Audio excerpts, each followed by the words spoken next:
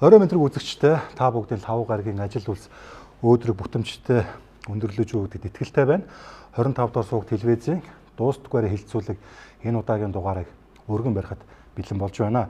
За өнгөрсөн 5 гарагт их хурлын хаврын чуулган нээлттэй хийж байна. За монголчуудын хувьд энэ 2025 он болон ойрын сарууд бол нийгмийн эдийн засгийн хувьд бол нэлээд их өөрчлөлтийг авчирсан. За асуудлуудыг шийдвэрлэх хүрээнд чигсэн маргаан мэтгэлцээний дунд өрнөн үргэлжлэх болов уу гэж бодож байна. За өнөөдрийн дуустдаггүйрээ хилцүүлгийн хувьд бол яг үүнтэй нэгэн адилаар за монголчуудын хувьд сүүлийн үед нэлээд анхаарч байгаа сэдэв бол энэ ажлах хүчний хомсдол хийгээд за энэ төрийн зүгээс энэ аж ахуйн нэгжүүдэд нэлээд хүнд ачаа болж байгаа татвар шимтгэлийн асуудлаар нээлттэйгээр дөрвөн зочны хамтаар 2 цагийн хугацаанд үзэл бодлоо илэрхийлж гарч шийдлийг хамтдаа хай гэж бодсон юм а.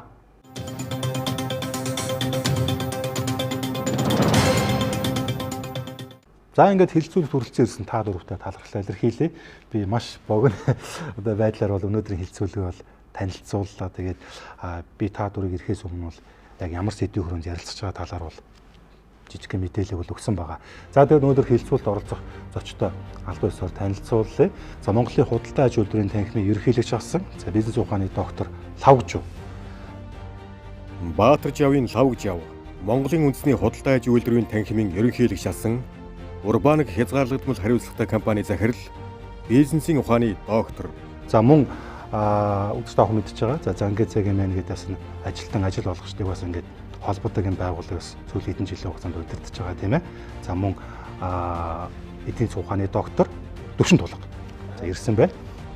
Болдын Төвшин Тулга Зангаа портал хязгаарлагдмал хариуцлагатай компани үүсгэн байгуулагч, гүйцэтгэх захирал, эдийн засгийн ухааны доктор. За мөн манай дуустдаггүйрээ хилцүүлэгт өмнө бас хэд хэд удаа оролцож ирсэн. За энэ хувийн одоо аж ахуйн нэгжүүдийн төлөөлөл учраас байр суурь илэрхийлдэг хуурай бизнес эрхлэгч Эрдэнэболд. Өвгөн хүүгийн Эрдэнэболд MJL VIP Group хязгаарлагдмал хариуцлагатай компани ерөнхий захирал, радио холбооны инженер. За мөн саяхан манай 25 дахь сууг телевизээр бас цаг үеийн асуудлаар бас байр суурь илэрхийлж тодруулах өгсөн байгаа. Хуульч Батхүү. Отгоны Батхүү. Хуульч.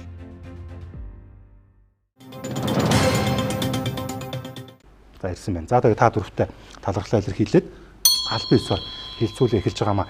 За тэгээд нөгөө марцнаас мал мэндүү гисчээр за та бүгд маань бүгд л одоо ингээд хувь өсгөлийн ажлаа хийгээ явж байгаа бах.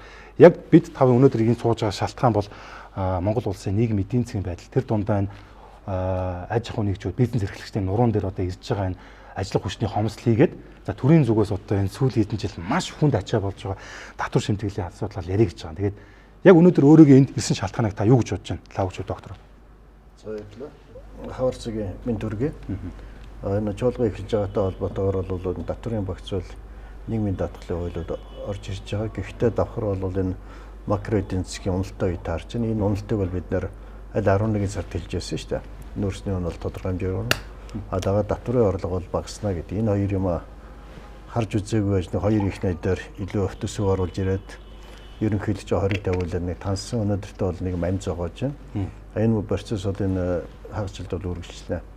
Гэхдээ бол бид нөө нийгмийн даатгал татвар дээр хийж байгаа реформ өөрчлөлт маань энэ эдийн засгийн уналтаа давхцаад их хурлаар нэг тийм нэг өөгч биш булчирхаач биш одоо байгаа нэг хасах руу явж байгаа тоотойгоо харьцуулаад юм гарах вэ гэдэгс би сэргийлж байна. Яг гэвэл энэ нэлээд шинжлэх юм их. Одоо дээр нь бол нэмээд өндөс хөдөлмөрийн зах зээл ирж байгаа. Хөдөлмөрийн зах зээл бол явж байгаа даатгал татвартайгаа холбогдсон шүү дээ. Энийг бид нэр хэлсэг ухаантай хийж чадна тэр хэмжээгээр хөдөлмөрийн зах зээл чөлөөлж чадна. Адуунс бол өндөр хөдөлмөрийн зах зээл бол нэг нөгөө хэлэхэд энэ өөрөө социализмаар явах систем. Бид нар хөдөлмөр гэдэг тэр капиталыг үнэлж чадахгүй байгаа. Тийшээ хөрөнгө оруулагч ба эзэнч ба төрч ба юм их. Өнөөдөр хамгийн наацх нь эмчнэр гэтэл яг өнөөдөр 10 сая цалин авч болохгүй. Яг төрд ажиллаж байгаа хүн гээд одоо жишээ нь хамгийн муу цалин авах юм. Гэх мэтлэн биш капиталаа үнэлэх тэр хөдөлмөрийн капиталын асуудал нэлээд ярилцголоо гэж бодож байна. За өнөөдөр таны хувьд яг ямар үзэл бодол илэрхийлж бож ирсэн бэ? За өдрийн мэнд хүргэе. Зочдод болон бас үзэгчтэй олон сонирхолтой сэдвэрийн яриа өрнүүлдэг. За энэ нэвтрүүлгээс яг өнөөдөр ганцхан зүйлийг л үзэгчд одоо авч үлдээсэ гэж бодож байна. Монголын эдийн засаг бол ингээд тэр чигээр уул уурхагаа зардаг. Зарсан мөнгөөрөө бид нэр хэдэн санхүүгийн байгууллага ажилуулдаг, хэдэн байшин барьдаг. Өөр юм бол ерөөс хийж мэдтгүү. За ингээд нөгөө салбарын хөгжил ондоо гэдэг тий. Хөдөлмөрийн зах зээл гэдэг салбар бол огт ортос хаягдсан. Энийг хаягсны үр дүнд өнөөдөр Монголын өнөөгийн эдийн засагт одоо ийм хэцүү байдал нүүрсэн гэж үзэж байгаа. Миний хувьд хөгжлийн эдийн засгийн хувьд одоо тэгэхээр зэрэг хөдөлмөрийн зах зээл гэдэг энэ салбарыг одоо дахин ярих цаг нь болжээ. Энэ салбарыг хөгжүүлэхийн тулд энэ салбар руу хөрөнгө оруулах цаг нь иржээ. Энэ асуултыг үзэгчд маань авч үлдээсэй гэж бодож байна. Тэгээд бас ирсэн энэ нэр хүндтэй зочдтойгоо хамтраад бид нэр хөдөлмөрийн зах зээлийг юу монголчууд яагаад тоодгүй юм? Яагаад монгол хүний хөдөлмөр хинт сонирн биш вэ? Эсвэл бид нар зөвхөн нүүрс зарж амьдраад зарсан нүүрсээ 3 сая 500 хуваагаад ингээл явчихад бүх юм шийдэгдэнэ гэж боддгоо гэдэг. Энэ үндсийг л бас дэлгэрэнгүй яриа гэж бодож байна. За, өөрөө бизнес эрхлэгч Эрдэнэ Олдын бие яг нь 2 цагийн дараа ямар гарч хийдэлд хүрсэн байх бол гэж та төсөөлж байна. За, мэдээж нөгөө энэ 3 зочныгоо бодвол бас нөгөө хуваарай бизнес манай эдванч гэсэн бас тусдаа бас бизнес эрхэлж байгаа. Яг нөгөө намайг хуваарай бизнес эрхлэгчээр илүү тодтогч байгаа учраас хувийн бизнес эрхэлж байгаа одоо ер нь бид нар ч бүгдээрээ татвар төлөгч нар шүү дээ. Хувьч вэ, хувьсгалч вэ? Энэ улс орны төсөв ер нь юун дээр бүрдгийг татвар төлөгчдийн мөнгө дээр л бүрдэн шүү дээ. Гэтэл энийг бас би лавж байхдаа бас түрүүн яриад сууж байлаа. Энэ төрийн албаны бүтцийг хэтэрхий дангацсан юм шүү. Одоо энэ 3.5 сая хүн амтай Монгол улсад одоо битээр түрүү ярихдаа бараг 400 мянган за тэгээд нөгөө төрийн албан хаагчтайгаа бараг 500-600 мянган хүмүүсийг одоо бид нэр хувийн байгууллага ажилуулж яваа, хувийн компани ажилуулад явж байгаа татвар төлөгчд бид нар хажуудаа чирээ яваад байгаа байхгүй. Уул нь энийг зөвхөн миний бодлоор шүү. Энэ төрийн данхаасан бүтцийг тэр одоо янз янзын юу гэдгийг тэр нэг намын шугамар ажилд олох биш тийм ээ. Яг тухайн хүнийх нь бүтээмжтэн зориулаад төрийн албан хаагч ч юм уу. Тэр нь том янз янзын болсон болоогоо дарга нэр бүгднгийн одоо халахыг халаад энэ төрийн албаны бүтцийг арай бага болгоод бидний татвар төлөгчдийн бидний нуруунд дээр арай илүү боломжтой. Тэгээд дээрэс нь энэ олж байгаа татварын мөнгөөр бид юу зарцуулах вэ гэхээр бид нар бүтээн байгуулалт одоо энэ агаарын бохирдол одоо энэ зам түгжээ одоо монголчууд асуудалгүй байхгүй шүү дээ. Ийм одоо шийдэлд одоо энэ 3 монд хүмүүстэйгээ хоорондоо ярилцаад хэдүүлээ ямар нэгэн шийдэл гаргалгаа гарах болов гэж найдаж орж ирж байгаа шүү дээ. Өөч Батгүйгийн хувьд. За 2024 оны сонгуулийн үр дүнгээр бий болсон засгийн газар одоо яг бодлогоо хэрэгжүүлээд явж байна. Тэгээ харамсалтай нь татвар хураамж маш ихээр нэмэгдэж байна. Би одоо урд өмнө ингэж татварыг огцом түргэн хэд дахин нэмжсэнийг бол мэдэхгүй юм байна. За оны өмнө бол одоо тэр зам ашигласны татварыг 4 дахин, машины татварыг 3 дахин, за агаарын бохирдлын татварыг 50%-аар гих метр, хотын татвар дахиад 3 дахин нэмэгдэж байгаа. За тэгээ он гарсны дараа дахиад цахилгаан дулаан усны үнийг нэмэх гэж нэг оролдлого хийлээ. Даанч одоо олон нийтээс дэмжлэг аваагүй болохоор цуцлж байгаа шиг байна. Тэгэхээр яагаад ингэж ийм бодлого хэрэгжүүлвэ гэхээр түрүү энд ярьж байна те төр дэндүүд анхаарсан. За 3 нам нийл засаг байгуулсан. За тэгэхээр нөө яамдууд аваач авдаг. За яамдууд дээр сайд нар очихоор сонгуулаар өөрт нь явсан өөрийнхөө намынхаа хүмүүсийг тэнд нэг дарга болгодог. Тийм. Дагуулаа гадагш явдаг. Тэгэхээр чи ийм олон хүн төрд ажиллаад эхлэхээр одоо тэр хүмүүсийг тижих хэвээр олнод гадаад томилтын зардлын төлн, офсыг нь төлн, машиныг нь төлн, одоо тэг бүх юм төлн тий. Тэгэхээр энэ мөнгийг ажил хийдэг хэсгээс нь аваад өөрсдөө хурааж хоригдлуулж. Энэ маш буруу. Хоёрт нь ихлээр одоо Монголын энэ нийгмийн даатгалын шимтгэл гэдэг бол зүгээр л татвар болж явсан. Хүн одоо ажиллах асар хүнд болсон. Жишээлх юм бол 2.5 сая төгрөгийн цалин өхийн тулд ажилтан өөрөө 12.5, ажил олгогч 12.5 буюу нийлбэр дүнгээр 25%. Дээр нийгмийн юуны хүн амын орлогын албан татвар 10%. За тэгээд нөөтөө оруулах юм бол 46% татварыг төр зүгээр л авчиж байгаа. Тэгээд тэр авсан мөнгөөрөө нөгөө намын даргыг дагсан хэдэн намчид төрийн байгууллага нэртэй баялаг бүтээдгүү хүн суртал үүсгдэг энэ үсгийг л тижиж байгаа. Тэгэхээр ер нь бол ямар ч нийгэм бол одоо энэ баялаг бүтээдэг хувийн аж ахуйн нэгж дээрээ тогтох хэрэгтэй юмаа гэтэл манай бодлого энэний эсрэг явж байна л гэж үзэж байна. За хэдүүлээ энэ сэдвүүдийг бүгдийг задлж яриа шүү. За ингээд та дөрвийн хувьд би хаалгалтын цаг дууссан шүү. Одоо яг жинхэнэ зовлонтойгоо асуудалтайгаа нүүр тулгарыг те. За энд нэг хоёр нөхөр харагдаж байгаа. Ерөнхий сайд Ийли хотын дарга. За ерөнхий сайд сая 12 дугаар сарын 31-ний орой айл бүргийн цэнгэл дэлгэцээр гарахтаа нэг юм хэлсэн. Би удахгүй хаврын чуулганаар гэдэг үлээ дээ. Энэ татвар нийгмийн даатгалын багцуулалтыг одоо өргөн барьнаа. Ер нь энэ ирж байгаа онд бол ерөөсөө татвар нэмэхгүй, харин ч одоо энэ татвар төлөвчдөд дэмжсэн бодлого баримтлана гэж амласан байдаг. Гэтэл тэр зүүн тал зогсож байгаа хотын дарга Нимбаатар гэдэг хүн сүүлийн эдгээр сарын дотор та дөрөв хэллээ. Маш олон татваруудыг бол огцон өсөглөө. Одоо энэ зам ашигласны, одоо энэ авто тээврийн зөөн ч одоо баахан нэмсэн тий. Тэгээд хувь зайны шоглоом гэлтэй өнгөрсөн 7 хоног нэг юм болсон. Засгийн газар яаралтай гормоор хуралдаад 2025 онд нэмэх гэж байсан дулаан, ус одоо юу гэдгийг баахан татваруудыг түр хойшлууллаа гэсэн. Би ойлгохдоо татваруудыг нэмсэн шүү дээ. Тэгээ одоо ингээд татвар нэмэхгүй гэж яриад байгаа нь юу гэж хэлэх гээд байна гэхээр бидэнд одоо нэмж өгөх татвар ер нь байгаа мó мөнгө байгаа мó гэж та дөрөөс асууж лээ л та. Хэн ч хариулж болно. Чөлөөтэй. Энэ бол ерөнхийдөө бол тийм мэдээлэл хийсэн сая 2 сарын хугацаанд танхимын бүх газараар нэг аж ахуйн нэгжээс санал авч байгаа гэдэг татварын багц хуулийн шинжилгээ засгийн газрыг оруулж ирэх гэдэг шиг байна.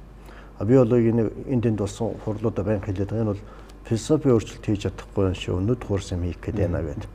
Тэрийг бол байнга хэлж байгаа. Даатгал дэш бас адилхан. Даатгал бол яг нарийн 6 их нийт цуглаж байгаа. Тэгээд энэ чинь төсвөөс нэгдсэн төсөвд орж иж байгаа бас нийтийн санхүү шүү дээ. Энэ даатгалыг бол одоо бид нэр коммунизмоос нь салах хэрэгтэй. Хамгийн наазах нь эрүүл мэндийн даатгалыг компани төлөх ямар үүрэгтэй.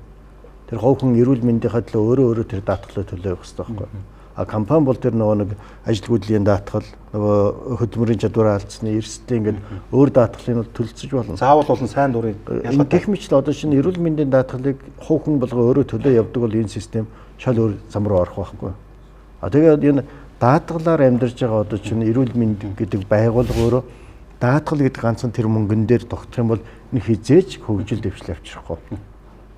Гэтэ яг манай үндсэн хуулиар бол манай эрүүл мэндийн салбар үйлчлэгч яг нэрэнд үн төлөхөр юм байгаа ш. Манай үндсэн хуулиас сайн шиг бол. Гэх мэтлэр энэ хоёр салбар юм байгаа. Нөгөө талаас бол энэ Нимбаатрын хийгээд байгаа ажил бол энэ хураамж төлбөр юм байна шүү. Бид нар одоо 92 оны үндсэн хуулийн дараа нэг зэц нэг маш алдаатай нэг шийдвэр гаргасан. Хамгийн анхны асуудал татвараар зэц чинь шийдвэр гаргасан байдаг шүү дээ. Тэрэн дээр энэ төлбөр хураамжийг татварын төрөлд оруулсан. Энэ бол зэцчиг тухайн үедээ гişүүд нь уучраа мэдээгүй байжгаад явуулсан татвар төлбөр хураамж тусдаа өөр ойлголтууд. Одоо зэцсийн тэр шийдвэрийг баг хүчингүй болгоод энэ төлбөр хураамжийг бол тусад нь бодохстой асуудал. Нөөц ч хүртэл татвар болчиход байна шүү дээ. Нөөц бол татварын төлөлд. Одоо засаг бол тэгж л явж шүү дээ. Чинь ашигт малтмлын нөөц ашигсны төлбөр гэдэг бол төлбөрт орж байгаа байхгүй. Энэ зам бол нийтийн үйлчлэгээс авч байгаа төлбөр үйлчлэг. Энэ татвар биш байхгүй. Гэх мэтлэнгээр бид тэр 93 онд хийсэн зэцсийн алдааг эхлээ засах хэрэгтэй. Тэгэд энэ хураамж төлбөрийн асуудлыг тусад нь философийн гаргаж ирэх хэрэгтэй. Ер нь тэр асуудал. Энэ философийн талаас үзвэл энэ чинь ерөөсө өнгөцгөө юм хийх гээд тэгээд тэрийг нэг хийсэн нэр зүүх гээд энэ хідэн сайд нар нь янз бүрийн бичиг барьж гүгээд байгаа. Гэхдээ энийг бол өнөөдөр яг их хурл дээр бол тэр татварын асуудал ялангуяа их хурлын бүрийн эрхийн асуудал. Өнөөдөр яг их хурл чуулган эхэлж байна. Энийн дээр эднэр яг өөрсдийнхөө эрхийн дагуу энэ онцгой эрхээ хараач. Энэ хоёр хүн энэ улс орныг удирдаад энэ тоглоод энэ тавьж байна. За татварын асуудал бол их эмзэг асуудал тий. Тэгэхээр миний энэ хөгжлийн эдийн засгийн үүднээс бол за зүгээр яг дэлхийн жишгээр яваад үзвэл манай татварыг тийм өндөр гэж хэлэхэд бас хэцүү. Гэхдээ энийг үндэслэл болгоод бид нар татвараа нэмэх ёстой гэхлээр бол буруу болно. Хэдүүлээ энэ олон тогтолцоог задлж анализ хийхээс илүү иргэдийн бухимдал хаана оршоод байна гэдэг нь илүү зөв санагдаж байна надад. Тэгэхээр зэрэг миний ажиглалтаар Монгол хүмүүс, Монгол компаниуд татвараа төлж ирсэн төлөөл байгаа. Харин энэ цуглуулсан мөнгийг ямар ч утгагүй, үр ашиггүй, үрээ дагсаар хүмүүс гомдож байна. Татвар цуглуулсан хэмжээгээр амьдралын чанар нэмэгдэживэл хинч татвар өндөр байна гэж ярихгүй байна. Тийм ээ. Канадад одоо орлогын татвар 40-50%. За одоо энэ дэлхийн хамгийн хөгжилтэй гэж ярьдаг хойд Скандинавын орнууд тий. Татвар нь 50-60%. Тий. Гэхдээ эргүүлээд юу авдаг вэ? Өндөр чанарын эрүүл мэндийн үйлчилгээ авдаг. Дэлхийд өндөр чанартай орох боловсрал авагддаг тий. Ажлын байр бэлэн дэд бүтцэд. Гэтэл бид нар цуглуулсан мөнгөөрөө төсвийн энэ захиран зарцуулалт гэдэг юмар ингээд анализ хийвэл төсвийн хэрэг үр ашигтай зарцуулснараа ингээд судалгаа хийсэн байт юм байна. Тэгээ энэ судалгаанд ингээд дэлхийн банкнд бүртгэгдсэн 200 гаруй орноос 127-нд хамрагдсан байт юм байна. Бусд нь одоо тэр статистик боломжгүй дата дутуу гэдэг. Энэ 127 орноос манай улс хэдэж хэсдэг вэ? Хамгийн одоо үргэлжлэн байдлаар явал 123 ч хэсдэг байхгүй. Манай төсөв бол ерөөсө хамгийн үргэлжлэн хамгийн одоо тэр байгаа он чаддгүй өөр хэлбэл эн чинь нөгөө улсын мөнгө гэж байхгүй шүү. Татвар гэдэг чинь ард түмний л мөнгө шүү. Энэ ард түмэн чинь мөнгөө цуглуулад ингээ улсад бидний өмнөөс энийг зөв зарцуулаач гэж тий. Тэгээ энэ зарцуулалтыг сайжруулалтыг ерөөсөө хийхгүй мөртлөө нөгөө талд нь татвараа нэмээд байх гэхлээр чи ямар ч хүн бухимд нь шүү дээ. Тэр наад чинь зарцуулж байгаа ерөнхийдөө яд шүү дээ. Улсын төсөв батлаж байна тий. За ингээд л бүгдөө ингээл хэдийн зэгс суугаал нэг ярьдаг. Тэгээл нэг задлахын задлаал, онолдох нь онолдоол. Гэтэл шүү энэ их тийм хэцүү асуудал биш. Яг тэр манай төсвийг юун зарцуулдаг юм бэ гэр ингээд харуул амар ачаач юм зарцуулдаг. Яагаад энийг ард түмэн ерөөсө тоодох юм? Энд чинь таны мөнгө шүү дээ. Энд чинь улсын мөнгө шүү яахгүй. Та нэг харманаас авсан мөнгийг улс аваад таны өмнөөс бид нар эмнэлэг чинь хий. Боловсролыг чинь шийдээ. Ингээд амьдрах орчинчин сайжруулъя гэд. Ингээд хахад хүн болохоор зэрэг татварт өгсөн мөнгө одоо иргэн надаа хамаагүй гэд хайчаад байгаа. За иргэд ямар ч үсэн төлсөн татврын хэмжээнд тийм нийгэмд амьдрах чадахгүйг л асуудлын гол нь юм тийм. Иргэд бид нар ард түмэн бид нар өөрсдөө ач холбогдол өгөхгүй байгаа байхгүй юу? За өгдөг болгоё. За өгдөг болгоё. За эрт нь бол зочин.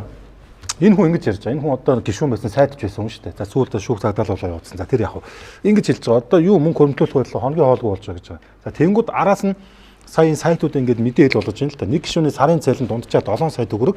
За урамшуулна буюу одоо тэр нөгөө нэг хууль одоо өргөн барьсан яасан ийсэн те нөгөө бусад зарлуудтайгаа нийлээд ингээд 16 сая төгрөг. Нийт 23 сая төгрөг сартаа ингээд авдаг гэж байгаа. За тэгээ одоо нөгөө нэг гишүүдийн сарын цалин тэр бүр ингээд задлаа явцсан. Би харьцуулж байна л да. Би өөрийгөө дундаж тавхахын хүн гэж бодоод байгаа. Гэтэл ингээд би мөнгө хөрөмлөж чадахгүй байна л да. Би одоо авч байгаа цалингаа яаж хүрэх үү гэж. Гэтэл одоо сая өнгөрсөн оны 6 сард сонгогдсон нөхдүүд маань ингээд надаас хэд дахин өндөр цалин авдаг. Тэгээ ийм хангамжтай байна л да. Би эдгээр өндөр цалин авч байгаад дургуцаад байгаа юм биш гэхдээ зүгээр хороо яагаад тийм шудраг биш вэ?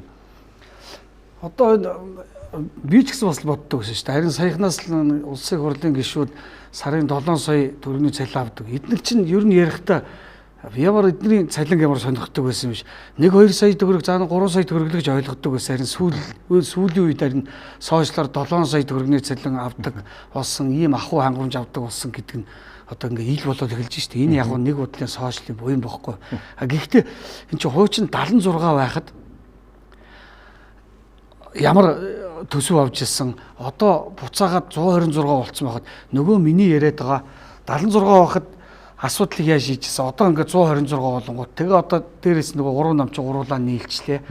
Манай энэ хэлдгээр нөгөө одлон цүнхч чинь ажилласан улсууд чинь тэгээд нэг албан тушаалд очих гээд ийшээгээ очоод ингээд болсон болоогүй албан тушаалууд нэмээд өөрөөр хэлбэл татвар төлөгчд бидний олсон мөнгийг тэр хэмжээнд одоо ингээд захиран зарцуулаад явж байгаад энд бол үнэхээр харамсаж байгаа байхгүй. За дээрээс нь сая хэллээ шүү дээ. Захиран зарцуулалт дээр дэлхийн 127 орн орсон гэж байна шүү дээ. Тэндээс Монгол улс 123-д нь жагсна гэдэг энэ яг үнэн бохгүй. 123 127 ялаа байна уу?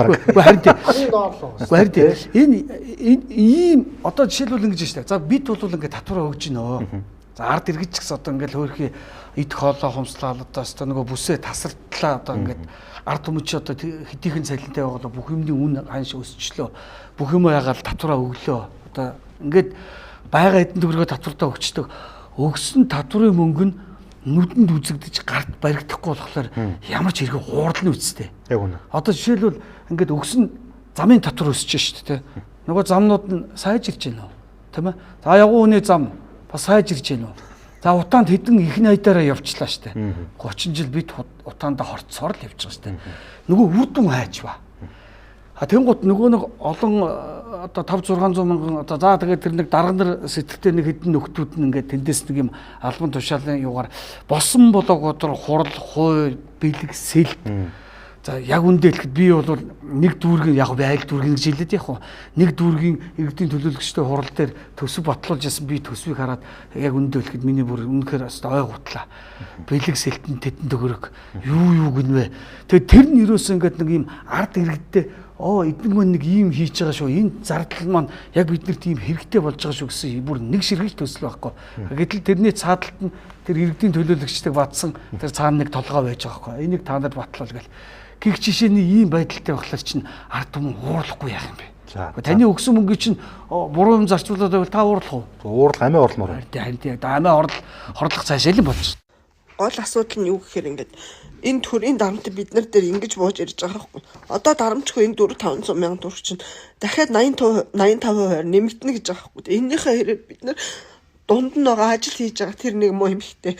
Тэ өглөө 8-аас оройн 8 хүртэл өр барагдуулах гар явж байгаа. Тэ дээрэс нь бид нар ингээд амьдрах гад ядж байгаа. Бид нар ингээд бид нар дээр ирж байгаа дарамт яг ингэж ирж байгаа. Тэ үнэхээр багтаад хоорондоо ингээд муудалцчаад эцэс тэр хүнийч буруу биш, минийч буруу биш. Энэ төр засаг биднэрт яг ийм амир хүндрэл учруулж байгаа.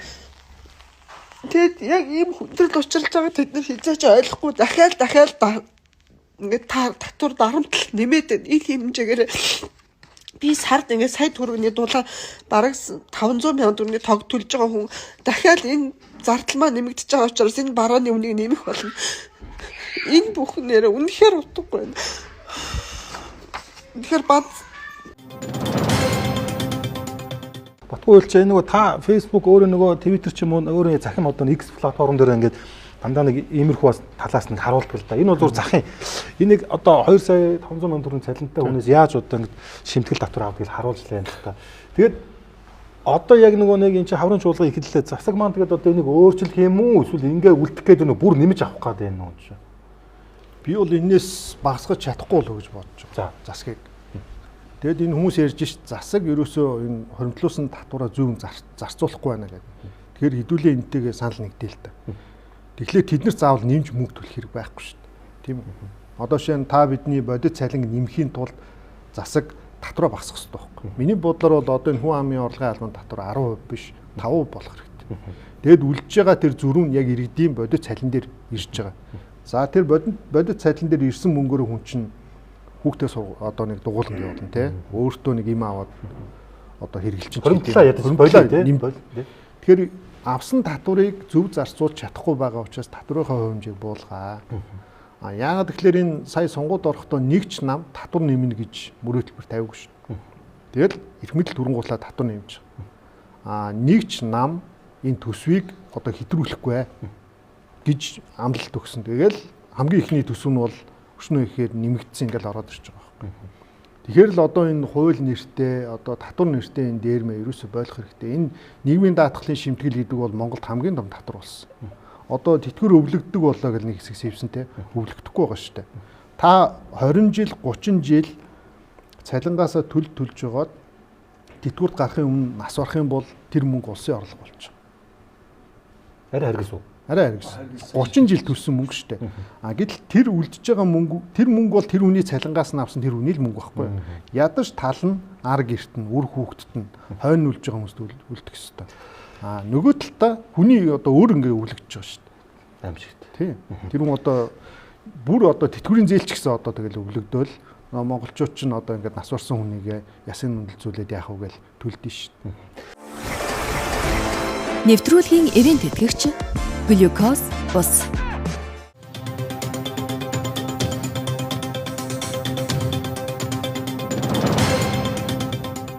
$2 сая 500 гэдэг би зүгээр авчираагүй юм л да. Энэ Монголд нэг 70-80 телевиз нь 2-300 сайт байд юм байна.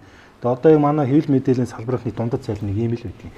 Тэгээ одоо бид нар гар дээр 2 сая 500 авахгүй шүү дээ. Одоо энэ чинь шимтгэл явсаар бод гар дээр чаавс одоо нэг юм чи одоо 2 сая 500-аас 900-г нь бараа ингээ авчихсан хэд ирэх юм те. Тэгэхээр ч одоо нөгөө нэг энэ хэвлэл мэдээллийнхний худалдаглаа, хаалтын гэрээ хийлээ те. Мэдгүй би нэг талдаа одоо яг зарим манай уран бүтээлчид амьдрахын тулд яг амь зогоохын тулд тэр замруулал ордог баг. Ийм цалин. Өөрөөр хэлэх юм бол ажилтан ажил олдох шоёр баг нийлээд нийт цалингийнхаа 47-8%-ийг одоо ингээд улс төгнөд чинь ариу явдал юм уу? Ийм байж болдго юм уу? Энэ чи ядч одоо хэрэв хууль нь орж ирж байгаа бол энэ баг 50%, 20% болгож бууруулаач. Тэр одоо нөөтийн буцаа олголтын тэр 10% тэр утаа баг боли зүгээр л энэ нийт одоо татвар шимтгэлээ ядаж нэг 10 болгож болдго бол 20% дээр зоочих те. Энэ иргэд чинь би ингэж ойлгож байна. Та дөрөс би асууя. Яг өнөөдөр Монголын иргэдийн хувьд нэг төрөвчөндөө хэдэн цаастай хөргөшнөө жоо хүнстэй амьдрах хүсэж байгаа. Тэр хэдэн өөрөө байр майр машин тэрэг тэр хоринтол уучлаарай sorry дараагийн асуудал. Одоо бол зүгээр нэг төрөвчөндөө нэг 10 цаастай нэг хөргөшнөө нэг өнөөдөр маас хэд хоол хүнстэй байх л хүсэж байгаа үстэй. Би буруу ярьж байна уу? Та дөрөв гэж бодож байна. Бидний 30 жилдээ 0-9 гэсэн. 30 жилийн өмнөх. Гэхдээ сая бол би нэг айлчлалт явуулаа 1999 онд явж байгаад бол бизнесүүднээс арай өөр байсан. Тэр үеч яг нэг чөлөө зах зээл нэг 90 үе байсан л да 99 он баг өндгөөтэй явж байгаад. А сая бол одоо бараг хэдэн жил юм бэ? 26 жилийн дараа би сая хөрс хөрхөлжтэй явлаа. Тэгээ бизнесийн айлчлалт явах хүмүүсийг харлаа. Манай бизнесүүд бол ер нь их царай алдсан биш үү? Тэнд явж байгаа төрийнхнөөс бол хэд ядруу харагдаж байна. Бага байдал юугаар нэгсэндээ энэ 26 жилийн дотор бизнесүүд яг юм хөгжлөө атгсан баг байна. А тэр төрд явж байгаа улсуудын бол тансрыг хэрэглээ мэрэгл бол мундаг болсон байлээ. Тэр яг тэгвэл нэгсэндээ бол биш төрөлтөд бол бүхэл байгаа ашиг өгч байна нэг талаасаа. А нөгөө талаасаа харахад бол бид нар улсаараа, компаниараа, гэр бүлээрээ, хувь хүнээрээ ихэд бол олсон орлогоо тэр чигээрээ хэрэглээ рүү явуулж байгаа. Одоо улсаараа их чинь нэг болсон болов нэг утоп нэг үйлдвэр бах мөнгө итгэж юм уу? А компани гэж одоо компани эзэн нэг Land Cruiser аваад унахтал нэг 10 үнэтэй компани бол 3 жил ямар ч ашиг мөрөдөд хэрэггүй шүү дээ. Бүр супер ажиллаа гэхэд. Тэ? А хов хүн дээр ч одоо яг өөрийн хэрэгцээсээ юм. Гэх мэтлэнгээр бис бол хэрэглээндээ сайхан мөнгө зарцуулаад нийтийн ингээд баялаг гэдэг юм 0 байгаа байхгүй. А тийм учраас бол таны хөдөлмөрийн капиталд танаа телевизэн захирал тань мөнгө өгч чадахгүй байна. Яг бол энэ бүх юм гэхдээ дандаа хэрэглээш. Яг бол бид нар 0-оос эхэлсэн учраас сандал ширээ, байшин байрлал, унаа төхөөрөмж авах нь бүгд худалдаж авч ирсэн. Яг бол буцааж энэ баялгаа бид нар аваад өнөөдөр дөнгөж хөдөлмөрийн капитал руугаа мөнгө хийх үгүй юу гэдэг асуудал гарч ирж байна. Өнөөдөр компаниудаас хин одоо манай дундч компанид 11% олсон орлогын 11-ийг хөдөлмөрийн цалиндаа өгж байгаа. А хэрвээ компаниас хин 20-25 болсон өнөөдөр зах зээл дээр сайн тоглож би дээр нь хэлээд явах. Зарим компани бол 30 хүртэл өгөөд хөдөлмөрийн зах зээл хамгийн сайн тоглож байгаа. Ягаад гэвэл тэр эзэн бол яг хөдөлмөрийн зах зээлд мөнгө өгч чадж байгаа байхгүй. А танаа телевизийн зах зээлч бас адилхан. Өнөөдөр 100 телевиз байгаа бараг 80 дампуурсан шүү дээ. А гэтэл энэ дотроос хэн танаа сэтгүүлчтэй 2.5 биш 5 саяг өгч чадж байгаа. Өөрөө жип авч унахгүйгээр тэгж чадсан телевиз нь амьд үлдээд байгаа байхгүй. За. Тэгэхээр энэ татварын бодлого гэдэг бол зөвхөн төсөвт мөнгө цуглуулах үүргээс гадна төрийн бодлогыг тодорхойлчихдээ. Энэ төр ямар бизнесийг дэмжих үү? Хэнийг урамшуулах уу? Иргэдээ ямар байдлахыг хүсэж гин гэдэг энэ бодлого татвараараа дамжиж илэрдэг. Тухайлх юм бол одоо архийг багасгахыг, архитектыг багасгахыг, тамхиталтыг багасгахыг гэвэл татвар нэмэл эхэлдэг. Тэгэхээр хүмүүс нэг санхүүгийн түлхүүрд ороод арай бага худалдаж авдаг болох юм. Тийм. Тэгэхээр манай одоо төрийн бодлого бол ажил хийж байгаа хүмүүсийг шийтгээд байгаа байхгүй. Ажил олгож байгаа хүмүүсийг шийтгээд байгаа. Хэнийг урамшуулж яах гэхээр за гэртээ суугаад халамж авдаг хүмүүсийг урамшуулж байна. За нам дагаад нэг төрийн албанд очиод нэг хурган даргуулдаг хүмүүсийг урамшуулж байгаа. Өөрөөр хэлбэл баялаг бүтээдэг хэсгийгээ ингэж хавчиж, хяхаж, зогсоочоод баялаг бүтээдгүү тэгтээ сонгуулиар батны санал өгдөг хүмүүсийг л дэмжиж байгаа байхгүй. Тэгэхээр одоо нийгмийн нэг зохис тарьцаа буюу бүтцэн алдагдаад эхэлж байгаа. Уг нь бол нийгэм чинь дундаж давхрах татвар төлдөг, ажил хийдэг. Одоо ингээд нийгмийн харилцаанд идэвхтэй ордог хүмүүстээр явах ёстой байдал. Нийт сонгогчдын 3/1 нь халамжийнхан хороноос мөнгө авдаг. Дахиад 3/1 нь төрийн албаныхан. Өөрийнх нь намд гарахгүй бол ажилгүй болдог. Тим нөхдүүд дээр байгаа учраас бүтээгдэв. Ингээд явдаг. Тэгээ одоо би ч гэсэн өөрөө ажил олгох ш тийм ээ. Хүний цалин нэмэхэд дагаал татвар нэмэгдээд байгаа байхгүй. Тэр одоо намайг одоо шийтгээд нь шүү дээ. Чи нэг хүнийг ажилуулснараа би чамаас бол 2 хүнийг ажилуулвал би чамаас 2 дахин шийтгэн. 10 хүн ажилуулвал 10 дахин шийтгэн гэдэг. Нэг чи ажил болгоод байна уу? Чи цалин тавиад байна уу те? Чи энэ хүнд мөнгө өгөөд байна уу нөхөр нь? Чи татвараа төлнө шүү. А нөгөө талдаа одоо манай хүмүүс ажиллаад цалин нэмэгдэх тутам татвар нэмэгдээд байгаа байхгүй. Тэр чи одоо юу гэсэн үг вэ те? Тэр хүн чи их ажиллана гэдэг чинь их баялаг бүтээн. А их одоо хувь нэмэр оруулна. Ус одоо ингээд ус улам хөгжөхөд хувь нэмэр оруулж шít. Тэгэхээр энэ дээр л одоо ингээл татврын чангалал томруулалт дээшлүүлээд одоо энэ 10 саяас дээш одоо цалинтай хүмүүстээр дахиад өндөр шатал тавьсан байгаа шүү дээ. Тэгж байгаа. Тэгэхээр Монгол хүн бол сард 3,000 доллароос илүү хэмжээний ажил өгвөл ажилдаг бол төрөнд шийтгэж гин гэсэн. За. Танаас асуу. Та дөрөвний нүүрс гэж ирсэн.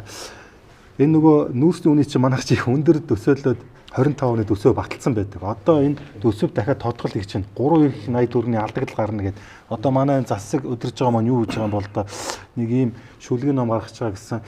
Төсөв тодгол гэдэг чинь чи яг юу гэж байгаа? Алдаатай төсөв баталсан байна л гэсэн үг шүү дээ, тий. Тэгээ одоо Трампын нөгөө тарифын хуулийн шалтгаалыг хэдтууч одоо энэ кокс нүүрс юу авахгүй гэж байна. Яагаад бол тэд тэр ган хөнгөн цагаан одоо тэгж хийх ямар шаардлагагүй болж байна. Худалдаа авсан байхгүй болж байгаа юм чи.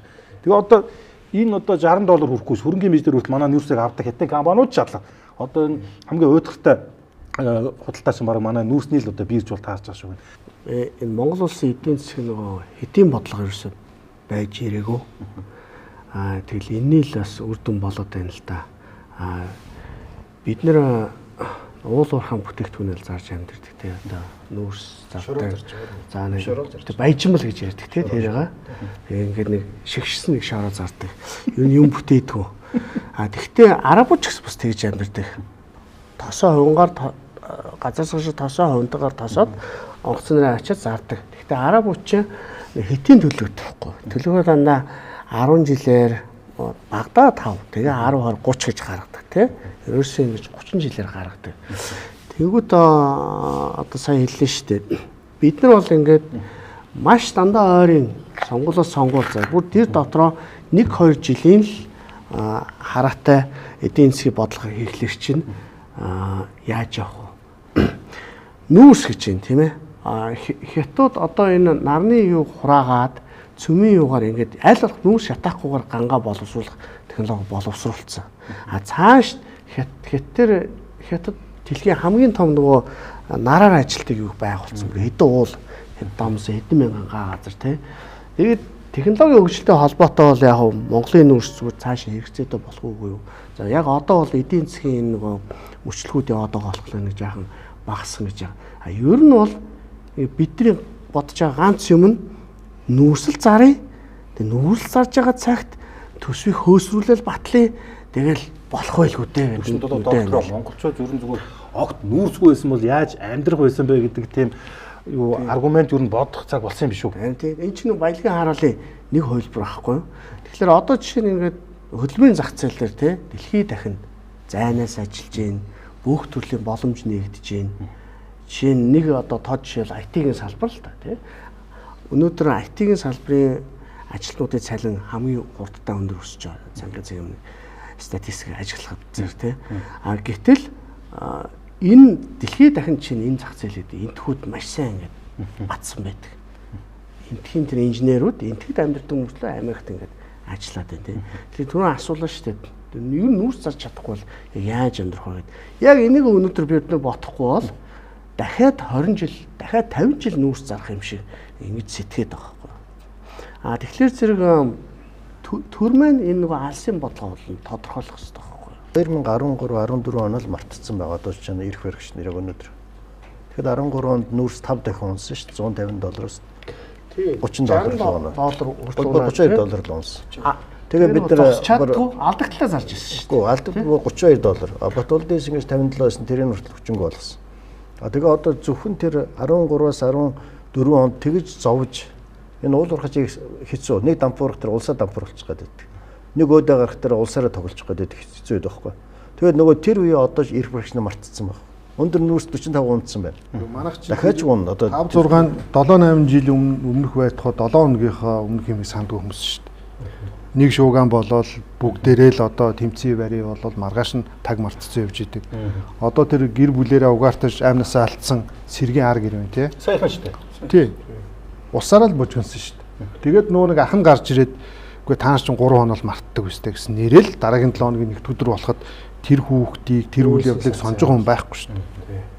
Тэр монголчуудад яг өөрсдөд нь аюул том асуудал. Нэг сенсац юм одоо юу гэх юм. Бүх төрлийн татварыг нэмсэн шүү дээ. Бид төлөөд эхэлсэн явж байгаа тийм. Тэгсэн чинь гинт өч өнгөрсөн 7 хоногт нөө засгийн газар чинь маш хурдан уралдаад ийм чиглэл өглөө гэдэг байгаа л да. Тэг хүмүүс маш их эндээс шүүмжлэлтэй хандж байгаа. Нэмчээд одоо ингээ нэмхүү гэдэг нь яг юу яриад байгаа юм бэ гэдэг.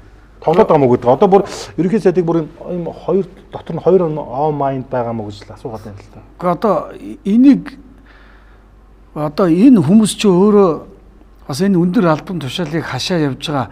Одоо бодвол минутаас илүү толгойтой тийм л хүн л гэж ойлгож явдсан шүү дээ. Гэтэл энэ ард түмнийг ийм амархан одоо марчин гэж одоо арай боддгоо хэлэхгүй. Загсны ойтой. Харин тий. Яг нь ер нь бол манай энэ Батгүй хуульч ч бас хэлжээ л дээ. Манай монголчууд 3 хоногийн ой санамжтай сенсацаар дардж байна. Тэгэд энэ их татвараа нэмээд өндийж амжаагүй байтал дахиад нэмэх гэжсэн одоо боллоо гэдэг чинь энэ чинь та бид нар хоорондоо яриад байгаа юм биш. Энэ тэр мэдээлэл авч байгаа ард түмэн чинь тэр чигтээ энийг ингээд ярьж байгааг энэ хүмүүс маань ядаж сонсдгүй болов аль эсвэл ингээд юм хайрцагт ордог болов гэж би боддоо шүү. Өөрөөсөө ингээд янз янзын мэдээлэл авахгүй. Нөгөө эргэн тойрны хүрээссэн одоо нөгөө за одоо нөгөө муухайгаар хэлбэл нөгөө цүнх хөргөч одоо тий тэр улсуудын чинь яадаг нөгөө цүнх хөргөч тэр нэг хэдэн туслахууд нь л одоо нийгэм болов сайхан болж штэ тий одоо ер нь таавал асуудалгүй гэдэг ч юм уу тий энэ хүн чинь уул нь ард түмнээс сонгогдсон ард түмэн дотроо ороод замагдгүй мэдээллийг хаанаас ч авдгийг ингээд явж явбал болох ёстой болов гэж би боддیں۔ Юунаас татвар авах вэ гэд бүр аргаа ядаад нэг юм хууль баталсан. Та өөрийнхөө үйл хөдлөх хөрөнгийг өмнө нь авсан үнээс нь бууруул зарж болохгүй гэдэг хууль баталсан. Тэр хуулийг бол хулгаагаар оруулж ирсэн. Улаанбаатар хотыг барилгажуулах, замын одоо төвжирлийг арилгах гэдэг хуулийн арталт нэг хуудастай 10 хууль оруулж ирсний нэг нь тэр ихгүй. Өөрөөр хэлбэл одоо та байрныхаа дор гаражийг 50 саяар авсан бол 45-аар зарж болохгүй гэж.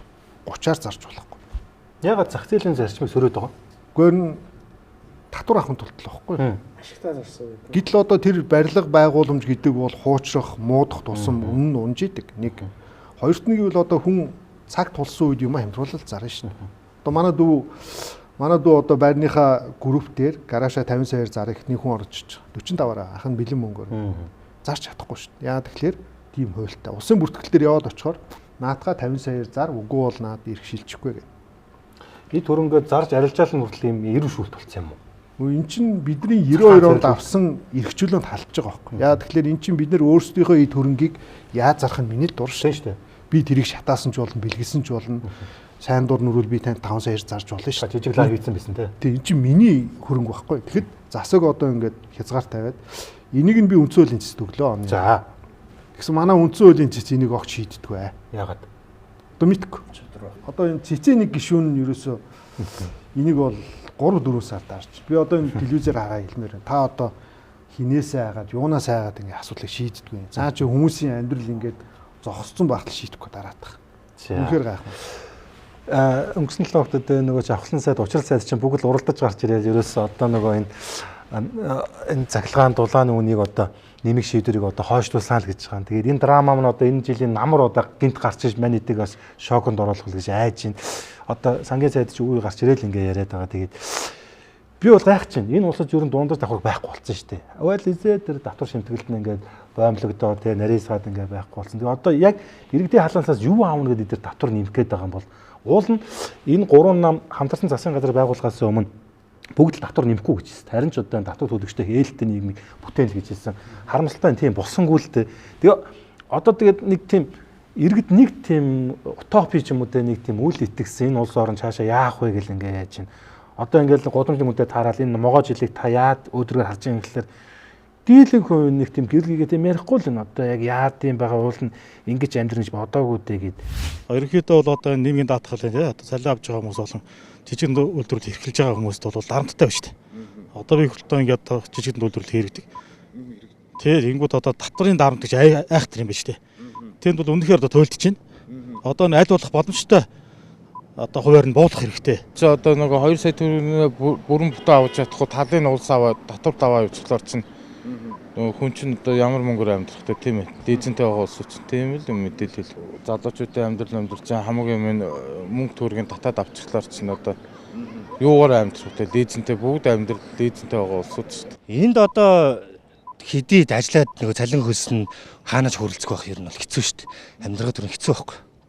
Яа тэгэл гайгүй ажил төрөл олж хийн гэвэл тэгэл гадагшаа дотгошоо явж ажил амьдрах тэр нь залуу хүний хувьд бол. Монголдо бол ингээд амьдраад байвал авсан хэдэн дөргөө, олсон хэдэн дөргөө татвар нийгэмд алт өгчөө тэгээд хэцүү л болох байхгүй. Гэхдээ чүү арай л хөрөндөө. Тэгээ болохоос болохгүйгоос болохыг хооронд л явж байгаа юм чинь. Тэгээ би сүүлдээ одоо баг та дөрөс юм асуухаар бараг ингээд санаа алдаад ямраад байна л та. Яах вэ?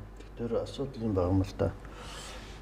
Монгол Улсын ерөнхийлөгч хөрөлсөх оюун эрдэнэ хоёр бол нийлээ сүүлийн 10 жил төр барьлаа. Монгол улсыг засаглалаа. Энэ хоёрын потенциал дууссан байна. Энэ хоёрын потенциал гэдэг нь одоо зөвхөн одоо байгаа эрх мэдэл суудлаар бол явахаа нэг хэд улсууд атгаад загнаа зандраа явж байгаа байх. Гэхдээ яг энэ үзэл санааны, философи, системийн юм дууссан байна. Өнөөдөр бид хөрөлсөх оюун эрдэнэ хоёроос юу ч хүсээд нэмэр алга. Одоо дараа нь 27 оны сонгуулиар мэдхгүй дахиад гарч ирээд 7 жил явна гэвэл манай улс бүр дампуурч гэдэг. Оюун эрдэнэ бар 6 жил одоо ерөнхий сайд хийлээ шүү дээ. Яг нэг үг хэлэхэд 2 жил өмнөх 2 тэгээд Монгол улсын түүхэнд хамгийн тэгэхээр энэ потенциал дууссан энэ улс төрчдийг бид нар одоо ингээд янз бүрийн чимэг өгөөл, цол өгөөл нөгөө харьцсан бүхэд нэг ингээд нэг Монгол бүхэрч нэг баригддаг мөртөө дархаа аврагын яваад идэг үстэй нэг баахан. Тэрнтэй адилхан одоо эдгээр потенциал дууссан. Одоо болдог бол эдгэрийг солих хэрэгтэй. Ягаад гэвэл эдгээр дууссан мөртлөө ийм улсууд юу руу оруулах вэ? Диктатур руу оруулна. Яаж солих юм? Одоо оюун эрдэнэ ингээд 28 оны хүлээх юм уу? Яаж солих юм? Ардамж өөрөө аяндаа сайн дураараа тарахгүй шүү дээ. Та хэлж байгаа нь сөрөг хүчнүүд нь бүгд нийлээд нэг засагт орцсон байна шүү дээ. Гэтэ ард түмний уур хилэн амьдралын байдал аяндаа эний чинь бослого болоо гараад ирнэ. Одоо бол тийм нэг бослогыг бослогоор шоугаар дарддаг үе өнгө. Яг бодит бослого гэдэг өөр байдаг.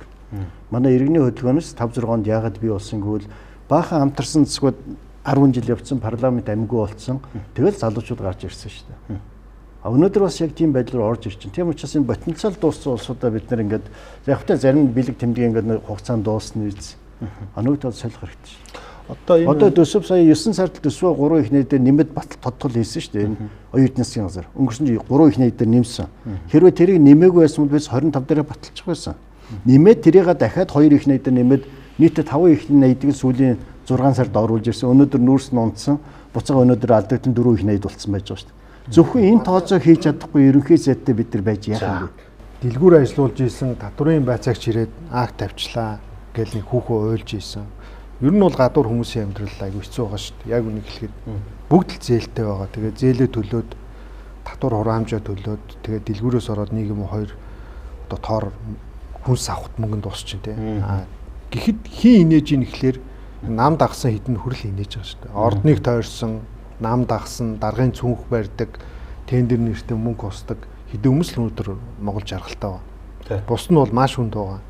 Тэгээд одоо энэ татвар хураамжийг нэмж байгаа нь бас иргэдийн яг кармал руу орж байгаа нь бол улам бүр нэмэгдээд байна л та. Хуучин бол манайх шиг тоодгүйсэн шүү дээ. За доктор энэ Монгол банк гэдэг нэг газар байна л та. Ерөнхийлөгч нь гэж дотроо яламж ямар ч олон дид мэдтэй мэдэхгүй. Тэгээд бодлогын хүн чинь 2 хувиар өсөглөө. Тэгээд сүүлд нь буулгаач байгаа юм уу? Би эдний яг банкнаас яагаад гэсэн зүйлээ ойлгохоо байсан. За энэ үний одоо ингээл нэг орж гарсан мэдээлэлүүд байгаа. Саяны цагаан сараар нэг хэдэн өдөр амархгүй гэл нэг толгой иргэсэн чинь яг энэ Монгол банк бас нэг тиймэрхүү шийдвэр яриад байгаа. Хүүгөө үсгцсэн юм уу, бууруулсан юм уу?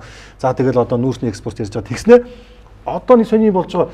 Яагаад ингээд цахилгаан барааны дэлгүүр ингээд ямар нэгэн урьдчилан төлбөр хүүгүүгээр ингээд цахилгаан бараагаа ингээд иргэдэд худалдаалах төр хүртэл ингээд төр оролцоод байгаа. Одоо ингээд ийм журам гаргалаа гэж штэ. Одоо машин авах ч юм уу ямар нэгэн бараа үйлчлэг авахд өөрчлөлт 30% төлсөн тохиол зээлингэрээ байгуулна гэх юм. Энэ what энэ 126-д энэ иргэд яг хаанаасаа юу ингээд урьдчилсан төлбөргүйгээр тэ урьдчилгаагүйгээр авна уу байна уу? Тэдэнд ямар хамаатай юм бол?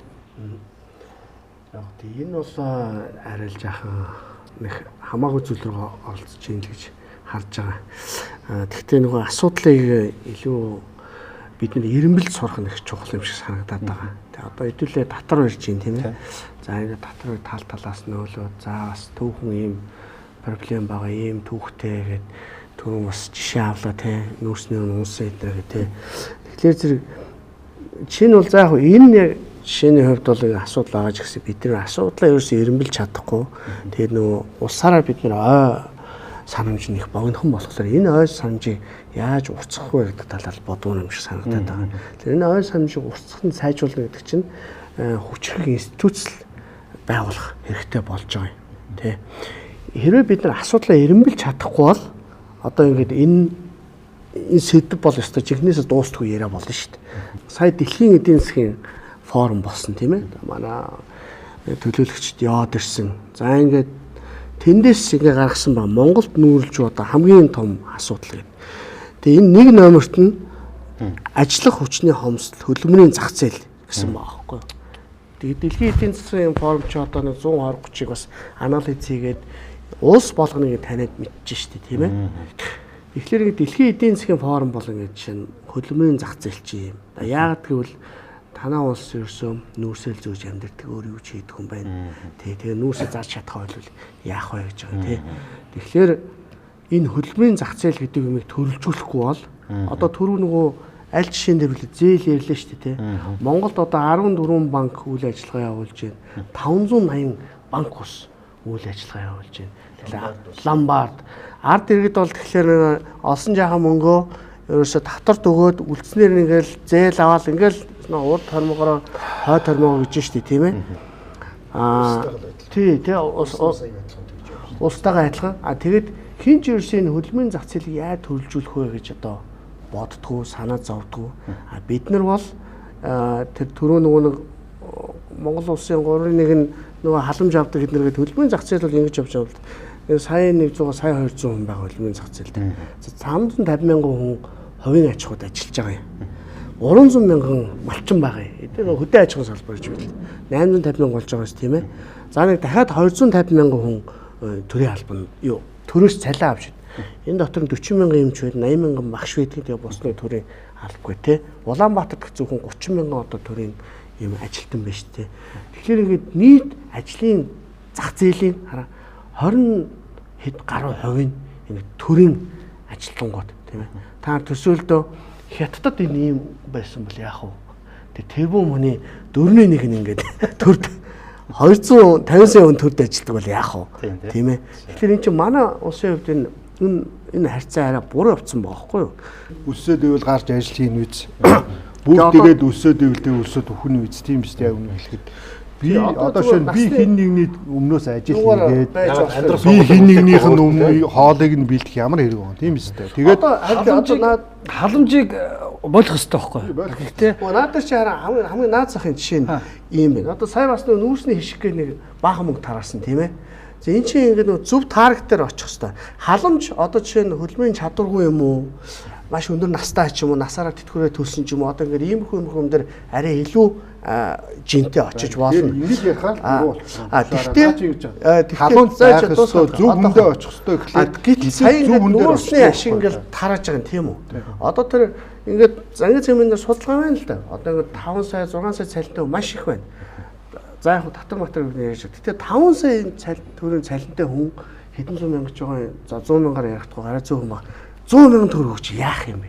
Гэхдээ энэний оронд сургууль юм уу байл та, эмнэлэг юм байл та. Энэний оронд энэ халамж байгаа тэр 100 гаруй мянган хүмүүстэй тэр ур чадварыг сайжруулах тэр мөнгө оруулалт. Ер нь халамж өгөх ёстой гэд бодцохоор тэр халамжийг яаж хийж байгаа л өгнө. Бүх хүн авахыг бодно.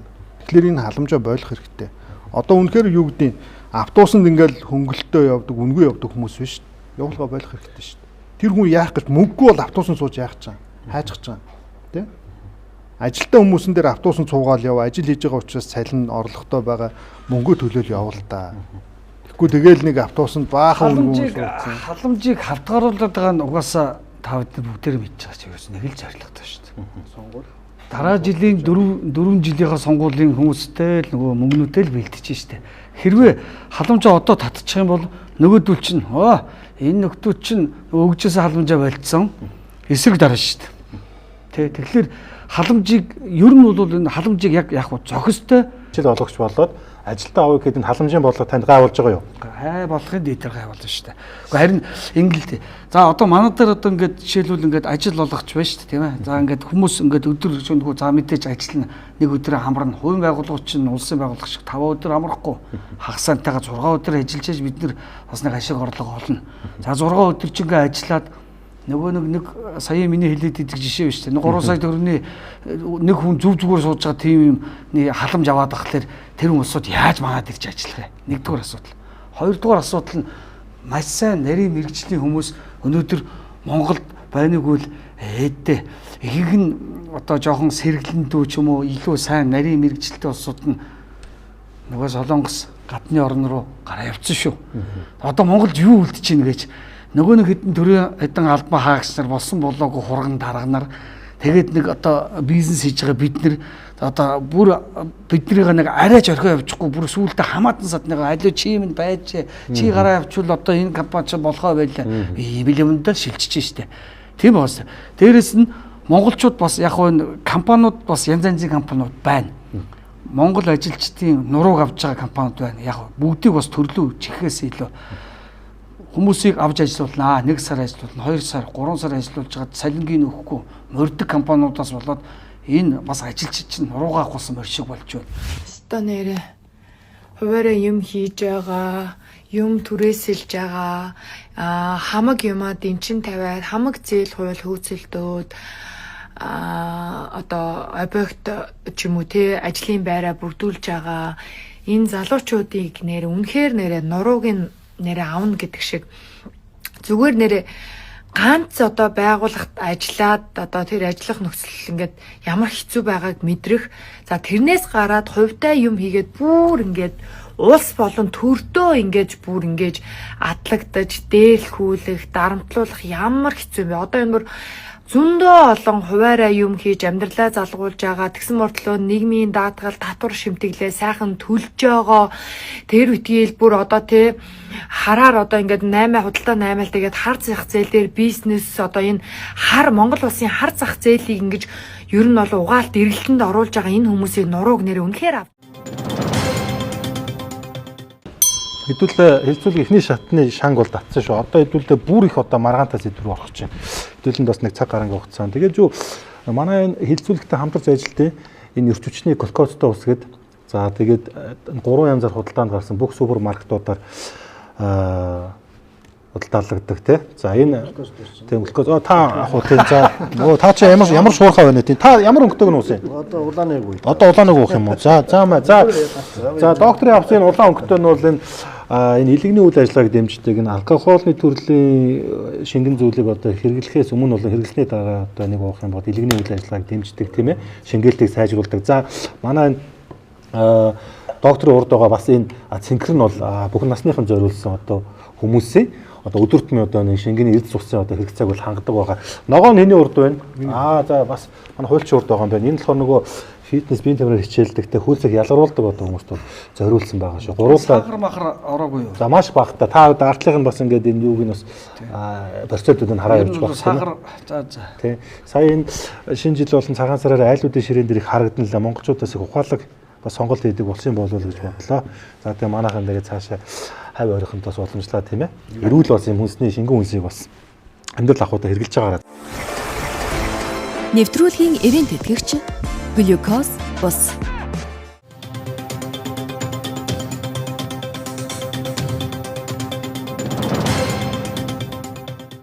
Онкозогч.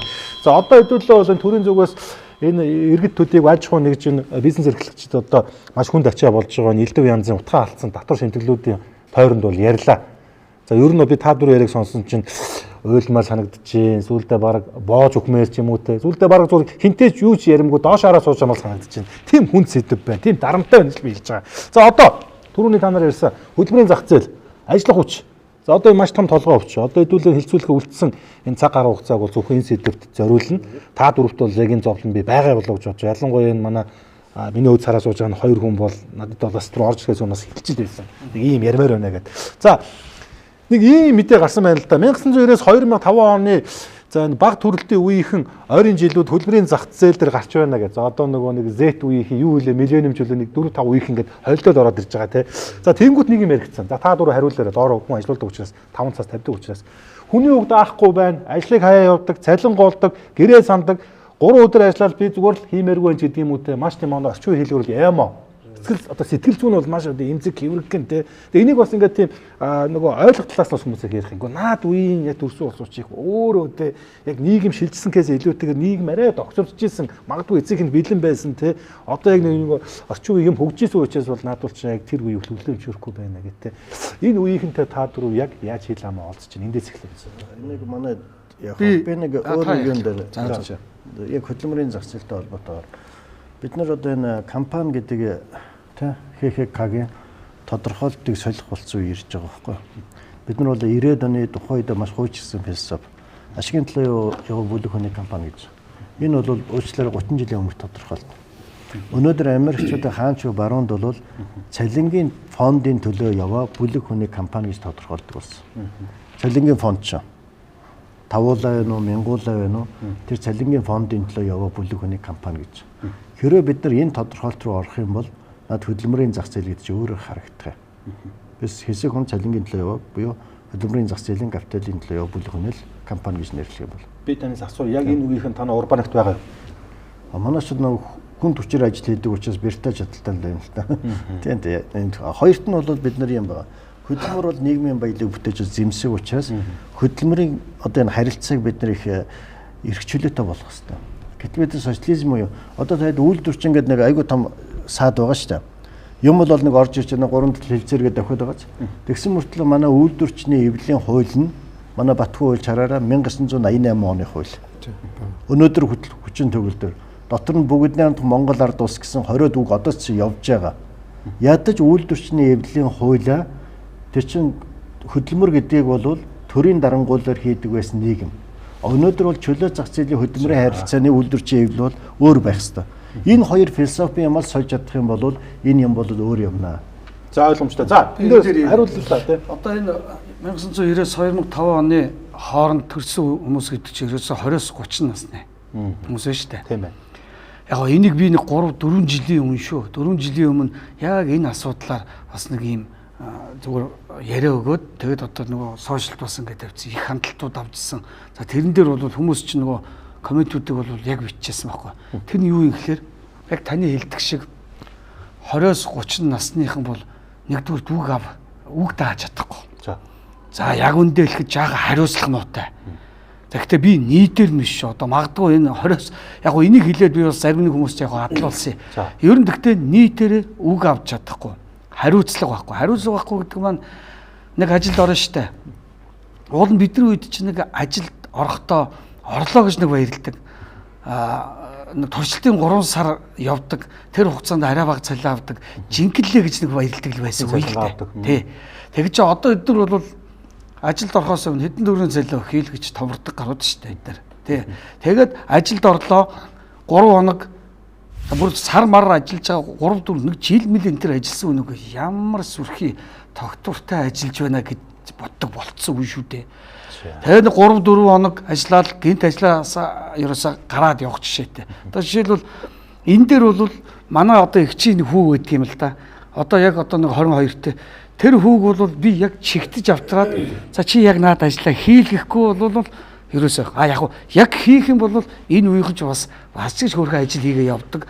Цалингийнхаа үр шимийг хүртээ явдаг бас нэг юм. Тэгэхээр дийлэгтэй юм. Асууж байгаа нөгөө энэ үеийнхэндээ ойлголцохын тулд муухан сэтгэл зүйцээс дээр л болох гээд байна уу таа л гэж байна тийм. Тэгэхээр за яг ийм энэ төрөл баг статистик явж байгаа. Би эргээд түрүүн элсэн мургал орно. Бид нэр асуудлаа эхлээд эрмэлж сурах хэрэгтэй. Монгол улсын хөдөлмөрийн зах зээл тийм ээ. Энэ хөдөлмөрийн зах зээл гацснаас улбаалсан эдийн засгт учруулж байгаа хохирол гэж маш том хохирол байгаа тийм ээ. Яагаад өнөөдөр Монгол улс хөнгүү болцсон юм бэ? Ажиллах хөнгүү болцсон юм бэ те?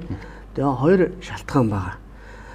Одоо өнөөдөр ингээд зангиа сегмент дээр нийт хөдөлмөрийн зах зээлд байгаа эрхцээ 90% хөдөлгөөний шилжилтүүлэх нь явагдаж байна. Харин эндээс ингээд хараад үзэхлээр нэг номер цалин байгаа юм те. Тэгээ цалин голгогдож байгаа.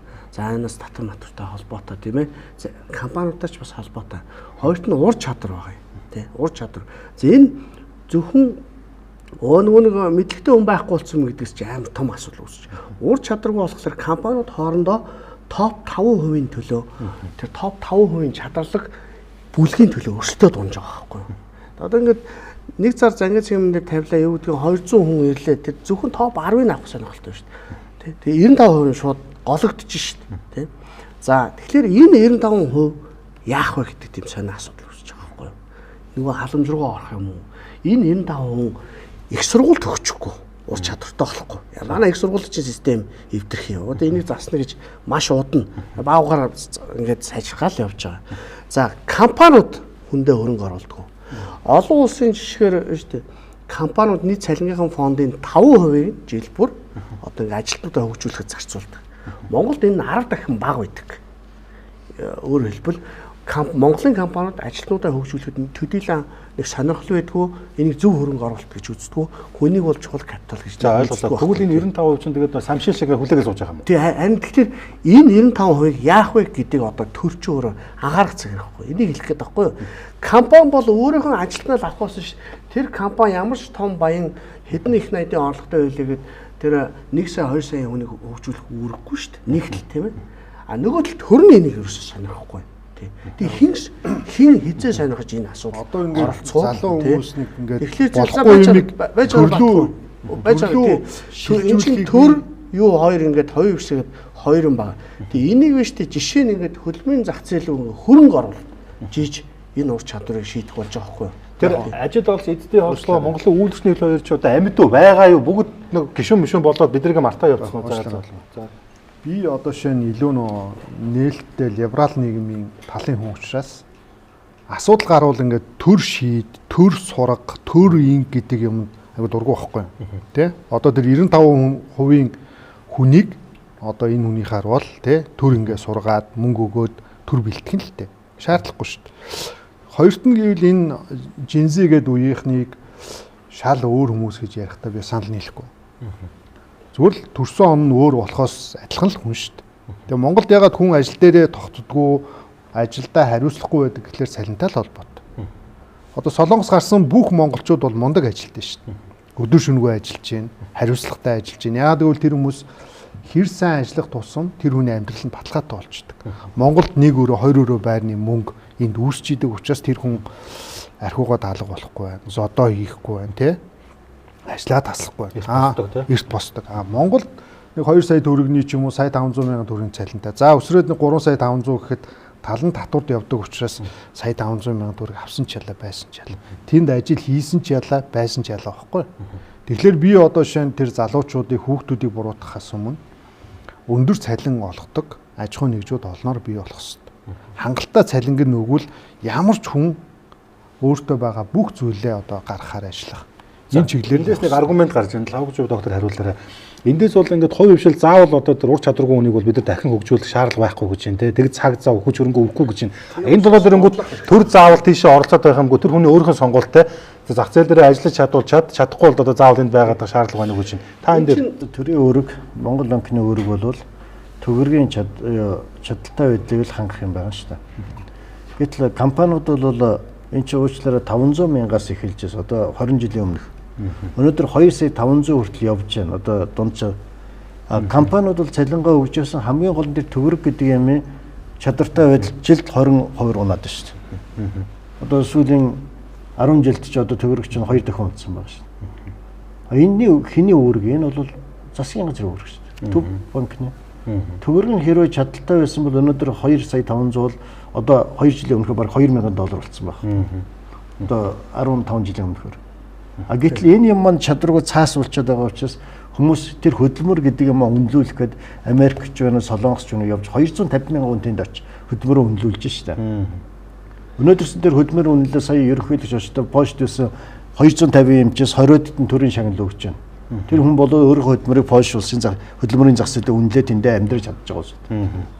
Яг энэ Польшийн төр үнэлэх систем баггүй тийм Монгол. Нөгөө талаас бид нар энэ үн цэнтэй макро тоонуудаа л энэ төр засаг барьж байгаа улсууд доктортой бат бариад өгөөч л гэж. Одоо төсөв алдагдлалд орно гэхдээ тэргүй.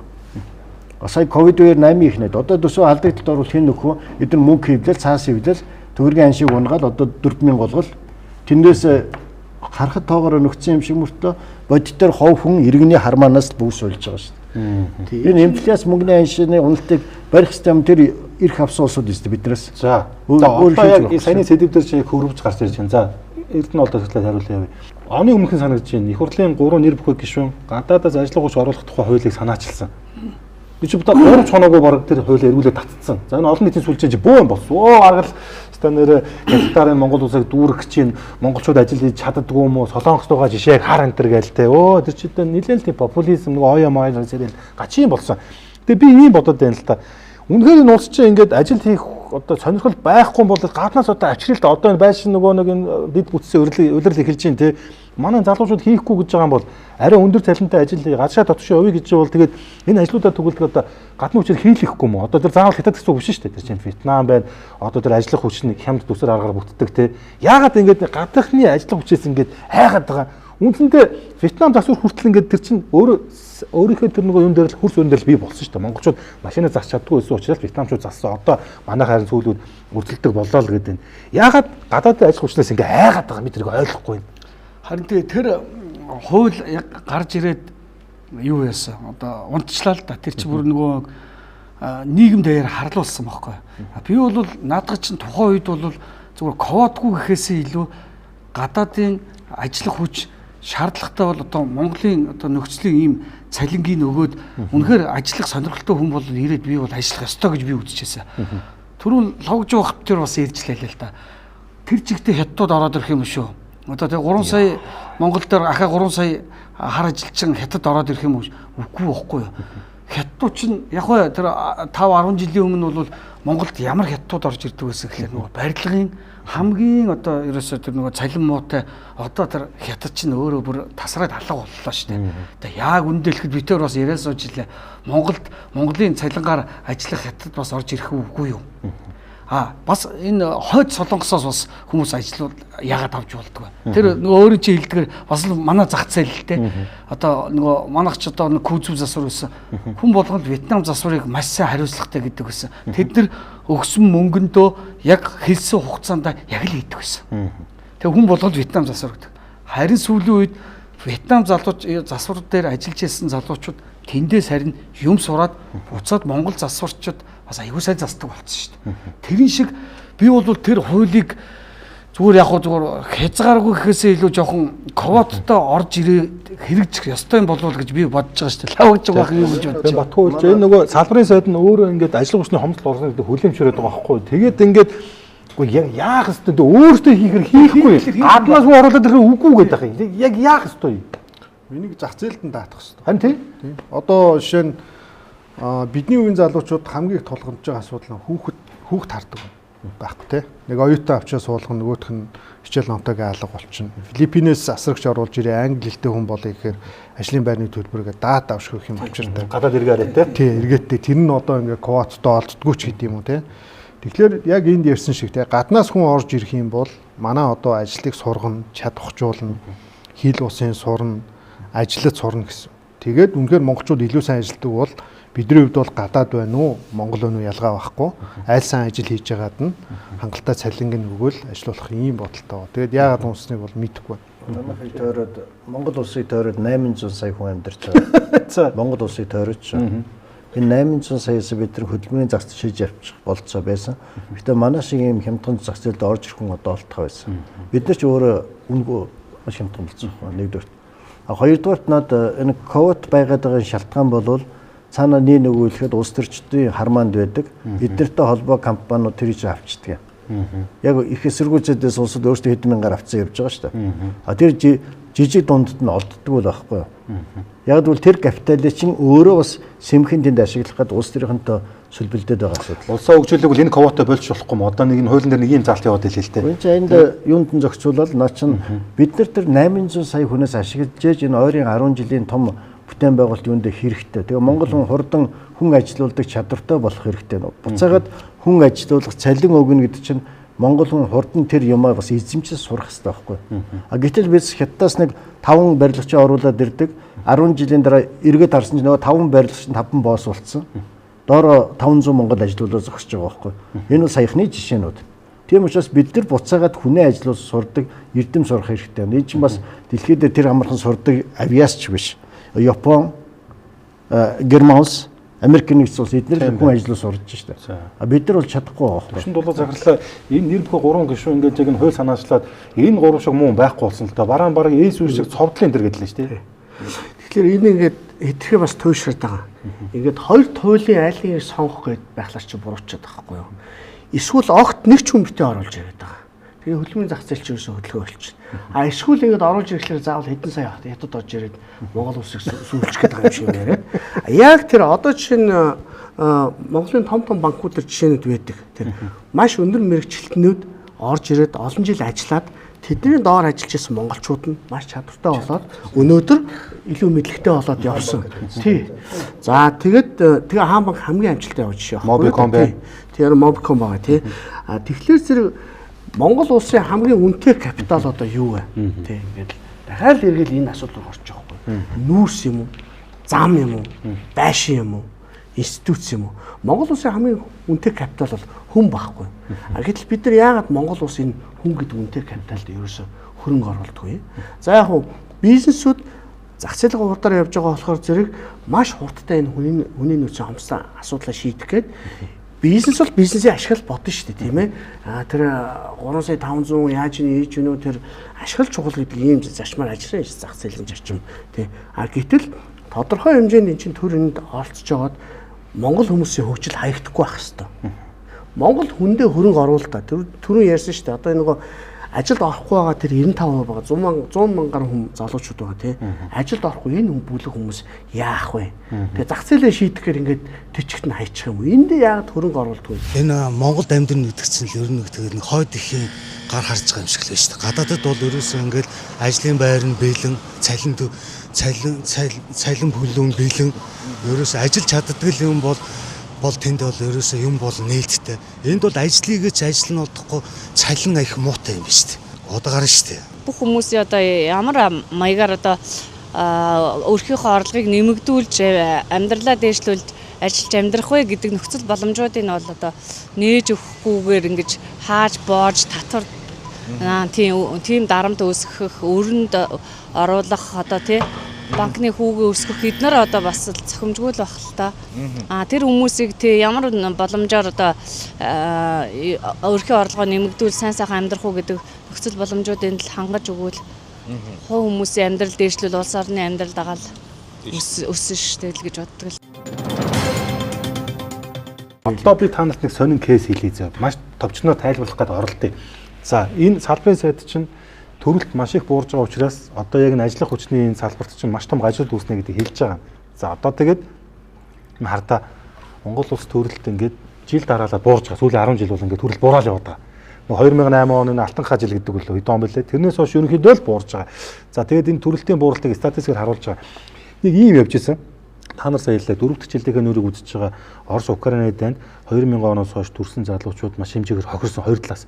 Нийтдээ баг хохирол бол амнаас ам өргөдсөн, гэмтэж харагдсан гэдэг баг хагас сая төрсэн байгаа. Өөрөөр хэлэх юм бол энэ хоёр улсын яг тэр 2000 оноос хойш төрсэн яг тэр одоо хүн ам зүүн бодлогод маш том цоорхоо гарна. Өөрөөр хэлбэл эмэгтэйчүүд нь илүүдэлтэй болж байгаа. Маш олон одоо эрчүүд ингээд дахирт болж байгаа, амнаас алдж байгаа, Орос руу алга болж байгаа. Гэтэл 50 цагт байгаа Монгол улсад сүүлийн энэ хэдэн жил ингээд төрөлт ингээд аажмаар буураа яваад байгаа. Энэ ямар уршиг дагуулга гэхээр нөхөн үржихүү асуудлаас гадна нөгөө ажиллах хүч чинь ингээд байхгүй болж байгаа. Ингээд багасч гин гэсэн үг л дээ. Өөрөөр хэлэх юм бол энэ одоо айхтар татвар шимтгэлтэй юм хүндээ ээлгүй энэ нийгэмд ямар залуу гэр бүл хүүхдтэй болоо. Эсвэл одоо хэдэн хүүхдтэй өмсөө дахиад шинэ хүүхдтэй болоо тий гэж бодох юм тий.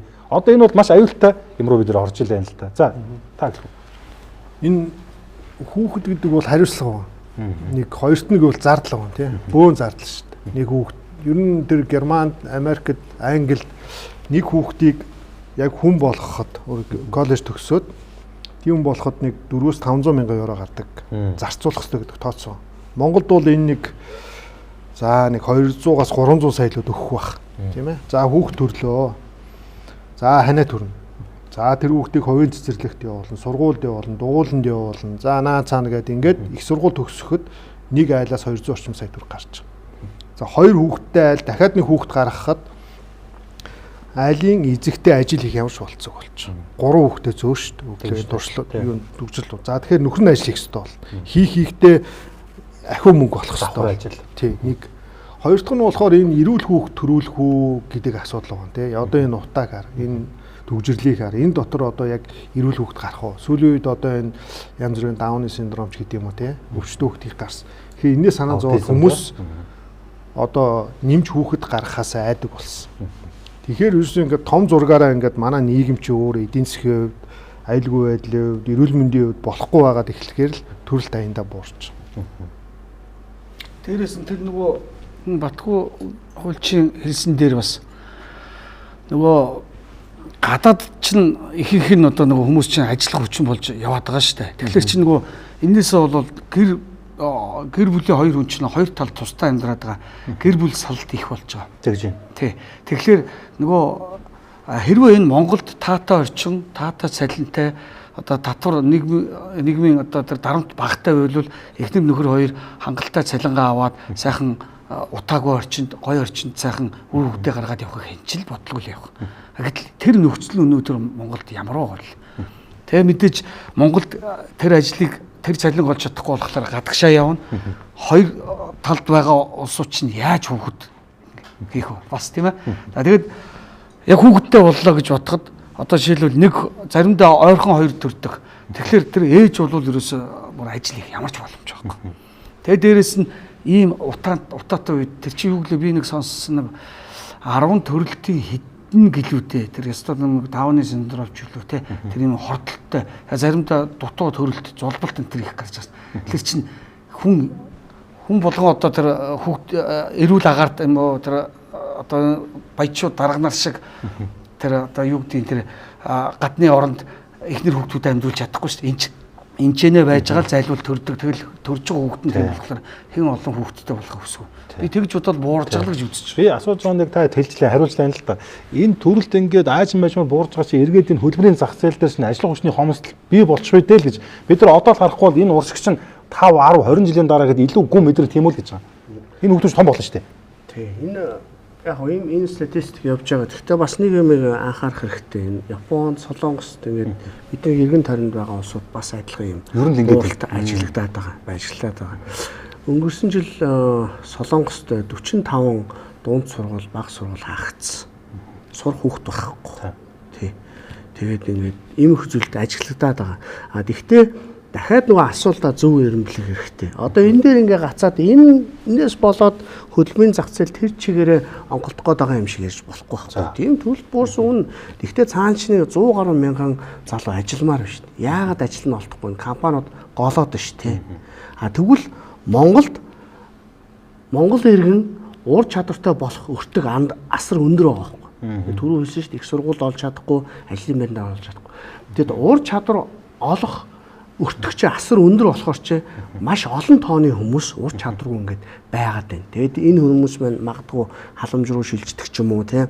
За тэгээд гадагшаа аваад янз бүрийн хүчний ажил, бие хүчний ажил хийх нь хийгээд гэтэл энэ хүмүүсийн ур чадвар олох энэ өртгийг бодлогоор багасгаж өгвөл магадгүй зүгээр халамжийн орн тий бодлогоор юу гэдэг ур чадвараа сайжруулах энэ хөтөлбөр байдаг л та.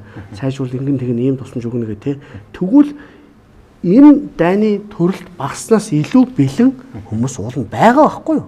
Ажил хийгээд тийм ээ. Тэгээ статистикээр хар зөндөө хүмүүс ингээд 40 мянган хүн 2 сард зангаа цэгмээр дамжин ингээд ажлын байлгүй хандж шít. Тэгээ ингээд би танд энэ пост яаж зураг зориулж байгаа шүү. Та бас яг түрүүн та өдөр яг хэлцүүлэхээс өмнө нэг 5 минут хойл үг солиод амьдсан те. Тэнгүүд одоо яг үндсэндээ ингээд яг цалин үйлс нь ингээ хангалтгүй үс болоод одоо Монголд үндсэндээ эмч багш зөвлөгчгүй боллоо гэж. Энэ нэг ийм асуудал яг саяхан ковидтай холбоотойгоор нэг юм яриа. 2021 онд бол засгийн газар шийдвэрээр 4 сарын 28-нд онцгой байдлын хуулинд өөрчлөлт оруулсан. Тэр үед бол яг онцгой байдлын ажилтдаг ажилтнаас гадна ийм төрлийн мэргэжлийн улсуудад яг 3 сарын тэтгэмж 3 сар татвар өгнө гэд тэр онцгой байдлын хуулинд өөрчлөлт орсон. Гэтэл тэр хуулийнхаа 2 дугаар залтыг болох тэр энэ бол ийм эмнэлгийн эмч ажилчид үйлчлэхгүйгээр дараа жилийнх нь 1 сарын 1 болгоцсон. Тэгэхэд ковидны тэр онцгой 8 сарын хугацаанд бараг бүтэн жилийн хугацаанд эмнэлгийн бүх ажилчид онцгойгоор 3 сар тутамд тэтгүүлэг авах хэрэгтэй байсан байхгүй. Гэхэд сангийн яамны сайд бол зөвхөн нэгтлэнгийн нүдээр хараад дахиад 1 жил гүрээч юм бол ковид дууссан гэсэн дахиад бүр нэмж жил сунгарсан.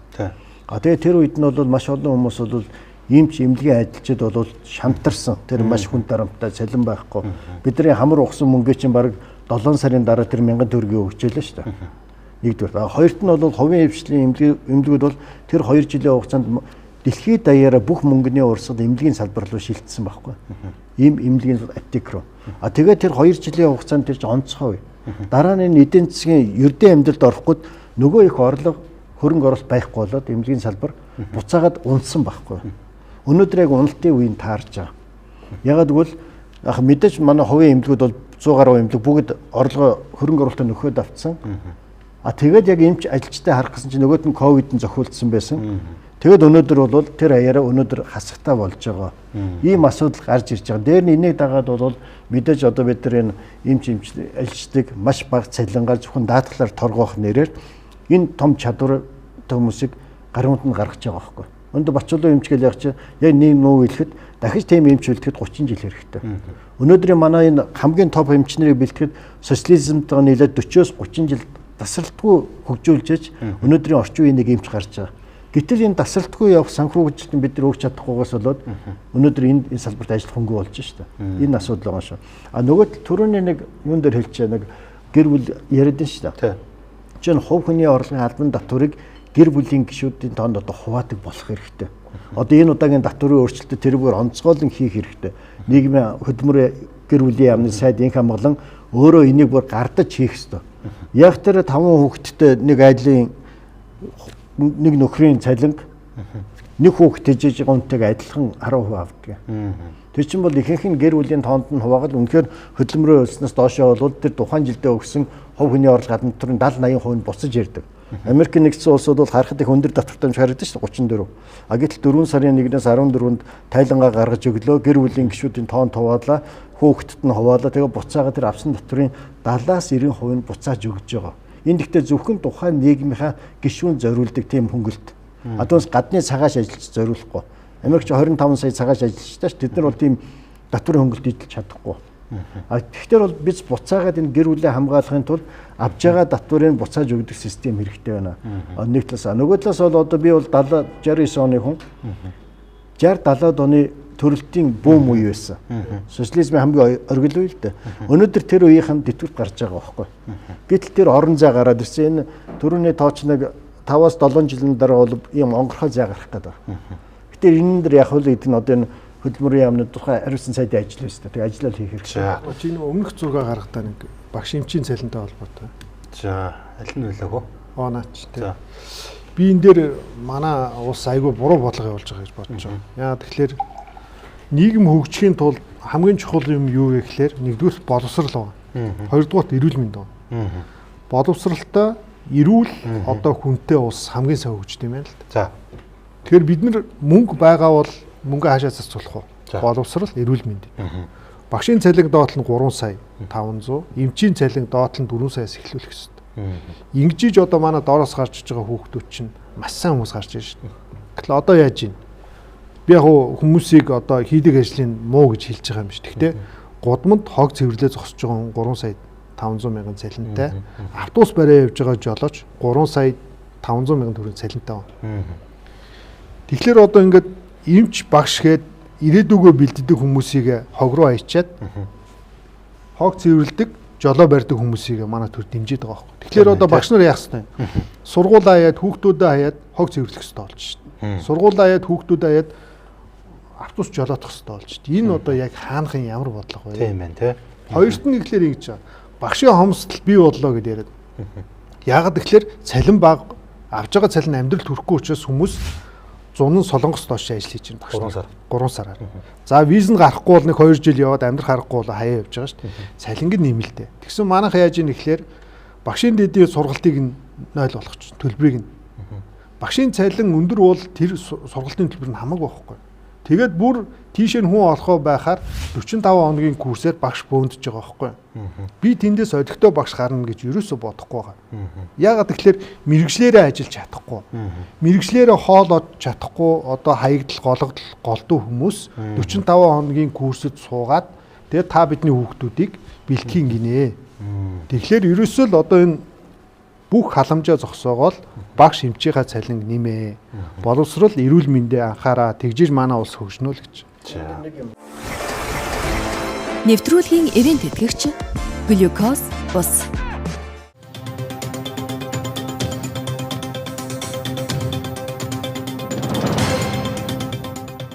Үргэлжлүүлнэ. За. Түрүүний ярил юм шүү.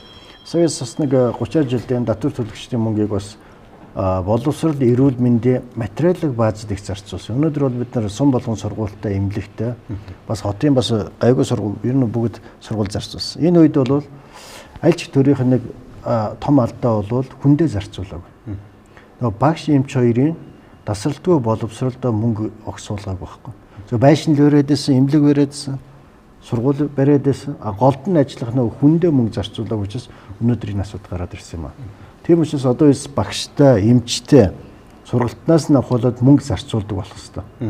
Өнөөдөр biz ямар ч байсан би өөрөө сая хувийн зовлонгоор сая мэдрээд ирсэн. Бид нар бол Монгол улстай ямар ч хавдрыг эмчилдэг, хаалгаа идэг эмчтэй болох хэрэгтэй. Тийм эмнэлгийг ямар ч үнээр хамаагүй байгуулах хэрэгтэй. Biz хүний нутагт одоо хэдэн 100 сая доллар авч өгч штэ. Гэхдээ тэнд ямар ч баталгаа байхгүй байна. Тэр өвтөй гэрээч алга байна. Харамсалтай. Тэр бол асар харамсалтай бас. Тэгээд biz энэ тохиолдолд одоо хүндээ мөнгө зарцуулъя. Бидний татварын мөнгийг яг тэр гол хүмүүст нөгөөч. Түүнээс дарга нарын 300 аваад онгоцоор аялахд бол зарцуулах тийм сонин асуудал биш. Тий. 7 сая төгрөгийн цалинтай гишүүд чинь сайн нөгөө нэг докторийн хэлдгээр 1990 100 мянган төгрөг улстай хандивлаа гэж баатар болоод явж ирсэн бизнесүүд ямар алсын хараатай ямар бардан байсан. Өнөөдөр 26 жилийн дараа сая ерөнхийлөгч айлт явж байгаа бизнесүүд ямар өнхөөгүй дорой тэнд байгаа нэг хідэн төрийнхнийг долгонсон жоохон тэднэртэй холбоо зах зээл хавъя гэсэн нэг тийм байдалд очсон байж тээ. Мандаж яваа бизнесүүд нэм байхад доотх нь яхав ойлгомжтой. Тийм учраас biz энэ төрийг зөв юмд нь зарцуулдаг, нийтийн санхүүг нийтэд нь зарцуулдаг механизм олох хэрэгтэй. За одоо яанах вэ? Нөгөө энэ хөдөлмөрийн зах зээлийн ажил хүчний хомсдол чинь зөвхөн Монголын зовлон биш юм байна. Төрөлт ч гэсэн. Түрүүн та нар яг он шийдлээ. Энд ч одоо хятад энэ өмнөд Солонгос, Японд ч ер нь зовлон яг л ижил байгаа юм. Төрөлт өрөөсөө буурж байгаа. Сингл залуучууд болоо. Одоо зүйлдээ хүнтэй биш юм. Нохоо мурд хижээдэг гэнүү тийм мод байдаг. Тэр нь одоо тэр зах зээл нь баг өсөлтөй гарч ийн гэж байгаа шиг юу ч болоод байгаа. За тэгээд аль ч улсын зовлон болсон. Одоо нөгөө нэг энэ коронавигоос өмнө болон дараа гэдэг дэлхийн шинэ дэг журам үйлчилж байна л да. За одоо ер нь одоо барагтаа бол хүн дэлгүүр яваа болчихлоо шүү дээ тий. Онлайн шоп, хүргэлттэй ерөөсөө тийм болж хувирж байна. За тэгээд одоо чинь энэ өмнөд Солонгос ингээд түүхэндээ хамгийн олон буюу ингээд 165 мянган одоо энэ ажиллах уч гаднаас авна гэл энэ бол өнгөрсөн онд ингээд авсан юм шиг байна. За Япон улс ч гэсэн бас одоо ингээд энэ бас адилхан гадаад ажиллах хүч аавна. Гэхдээ эдгээр их тийм ковотоос байгаа нэг ямар ажилтан аавна гэдгийг айгүй ухаалаг тооцох юм. Одоо Япон болж нөгөө өндөр нас асардаг тий асрагч гэдэг юм уу тий. Одоо чинь энэ Солонгос байлаа гэж одоо чинь яг нөгөө нэг тэр усан онгоцны үйлдвэрч гэдэг юм уу тий. Яг тоошны газар яг тийм ажилтан аавна. Магадгүй бүр тэр улсаас тэдийг аавна гэдэг нарийн тооцоолж байна л та.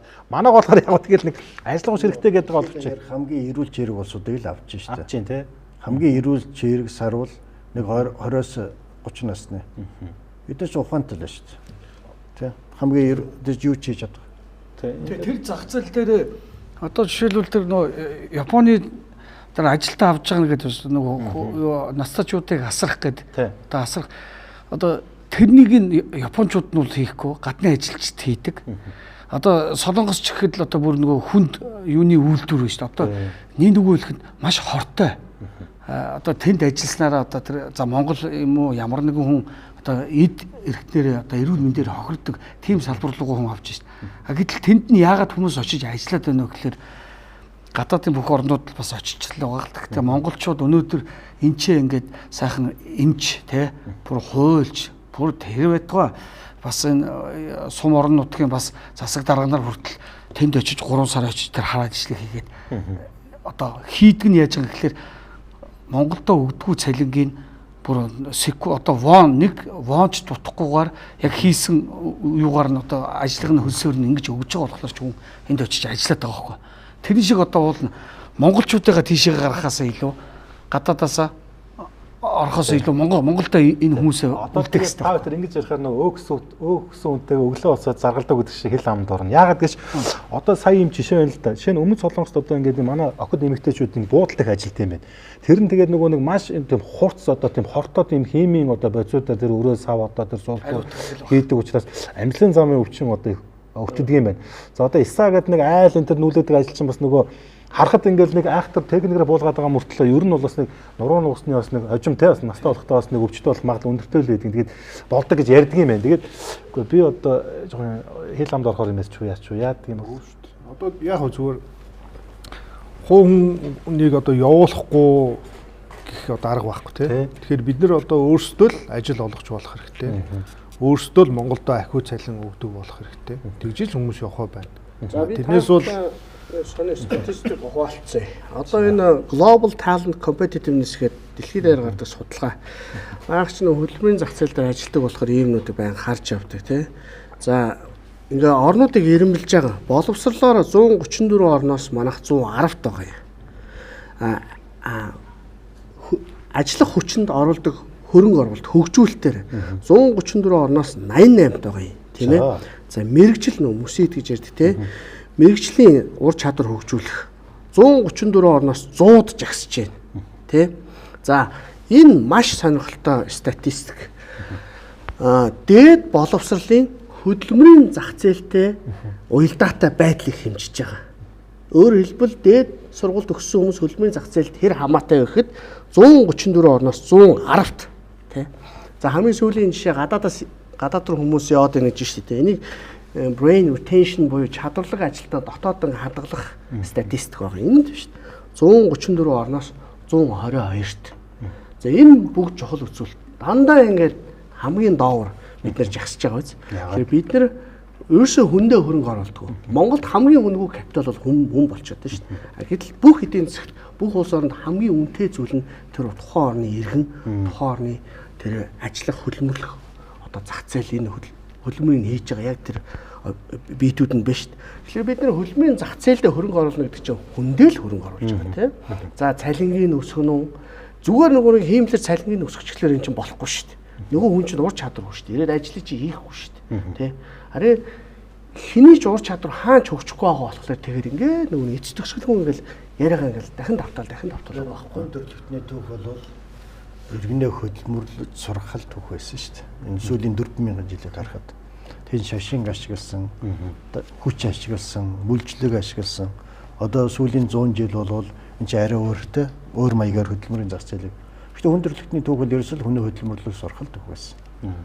Өөр юм байгаагүй. Харин бид нар хүний хөдөлмөрлөж сурахын тулд тэр чадвар мэдлэг хөрөнгө оруулалт өгч чадахгүй гэдэг л асуудал байна. Чадваржуулах. Тэгээ бид нар чадваржуулахгүй байх тусмаа бид нар одоо энэ дэлхийн хамгийн ядуу орнуудын жишээлөө ингээд хазайн. Тэр орж иж ажиллах нь. Маань ч орж иж хүнч байхгүй шүү дээ. Тий, одоо тэгээд ингээд компаниудыг тод жишээ авахгүй. Өнөөдөр компаниуд яриад за ингээд цаг юм яриад хүн олдохгүй байна штэ, тий. Одоо би нөгөө бүх хүмүүс нь дараа суудсан. Гарахгүй байгаа. Нөхшигний цаана тий. Гэтэл чинь Монгол улс даяараа нэрвэгдэж байгаа зовлон болчиход байгаа байхгүй юу. Нөгөө түрүүн хэллээ шүү дээ. Одоо ковидээс хойш 60,000 гаруй залуучууд Австрали, Солонгос, Японд руу гараа авцсан. Сая өндөр цалинтай хичнээн хэцүү ч гэсэн Монголд байснаас илүү байхгүй амьдрах орчин гэх тийм ээ. За тэгээ баахан залуучууд ингээ халамж аваад ур чадвараар гоолгодоод байгаа. Дээрээс нь төрөлт буурсан. Ингээ тал талаас ингээ хөлбөмбөгийн зах зээл чинь цохолоод байдаг. Одоо энэ нэг юм статистик болж байгаа. 180,000 оюутан сурж байгаа. Энэ хууль сургуулиуд 90%.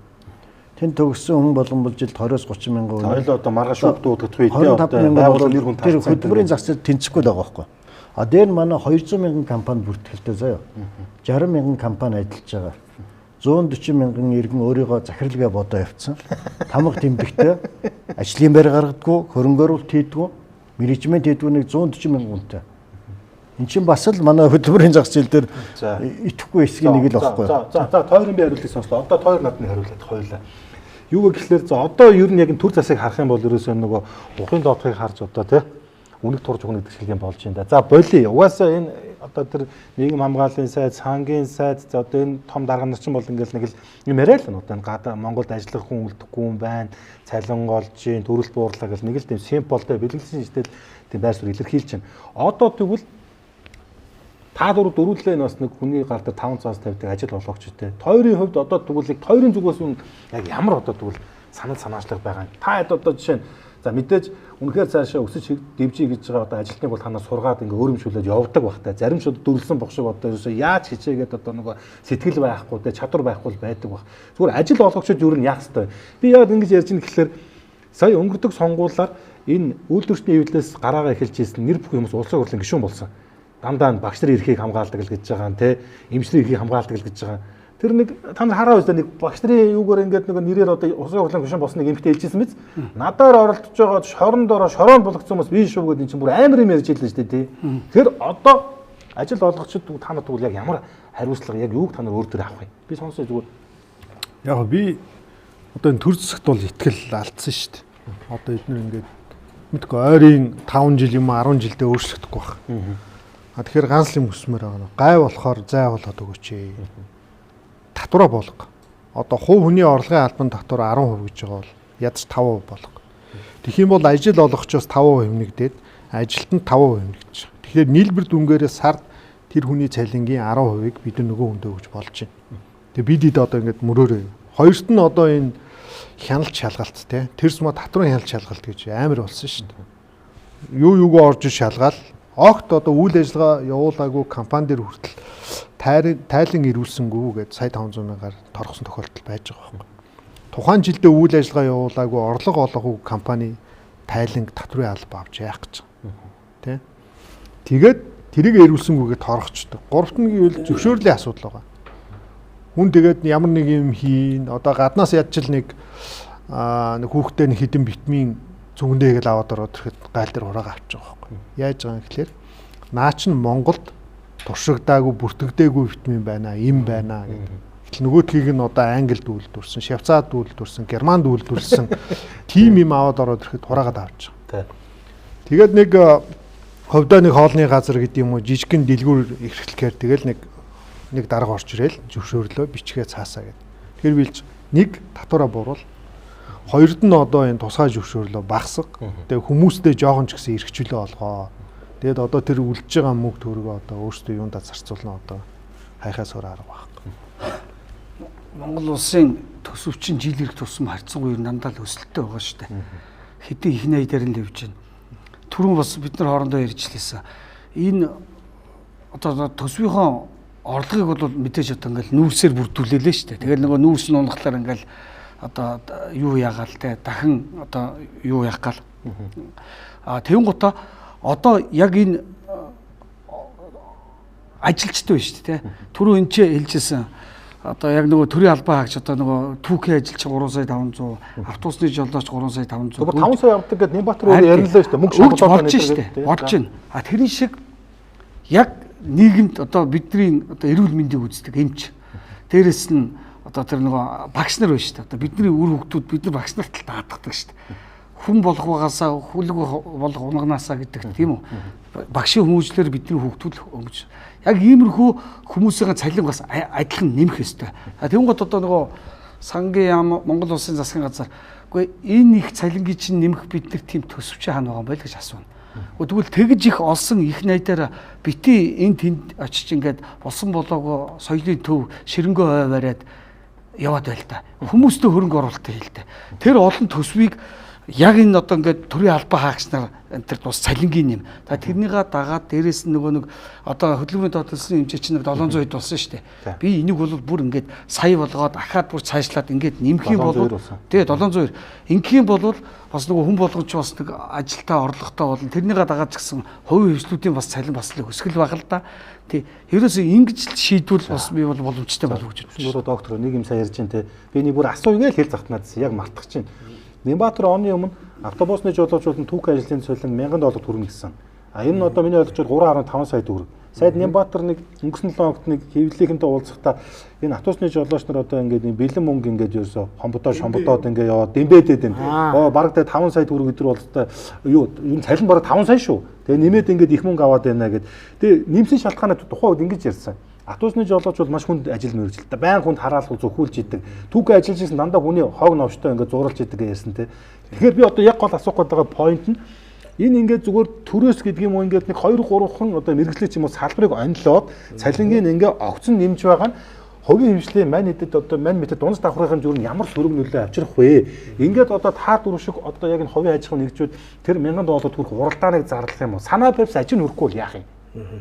Эн чинь тэр жолоочийн хомслыг маш богино хугацаанд шийтгэл аргачлал байхгүй. Тэгээд энэ жолоочийн ажлын байрны тооч өөр цөөхөн болохоор нэг хувийн хвшлэр халиад яваад байхгүй. Энэ жишээ юу хэлж ийн вэ гэхлээр зэрэг хэрвээ зөв бодлого гаргавал бид нар ажлын хомслыг шийдэж чадах юм байна. Одоо тэр багш эмчийн жишээ байна шүү дээ, тийм ээ.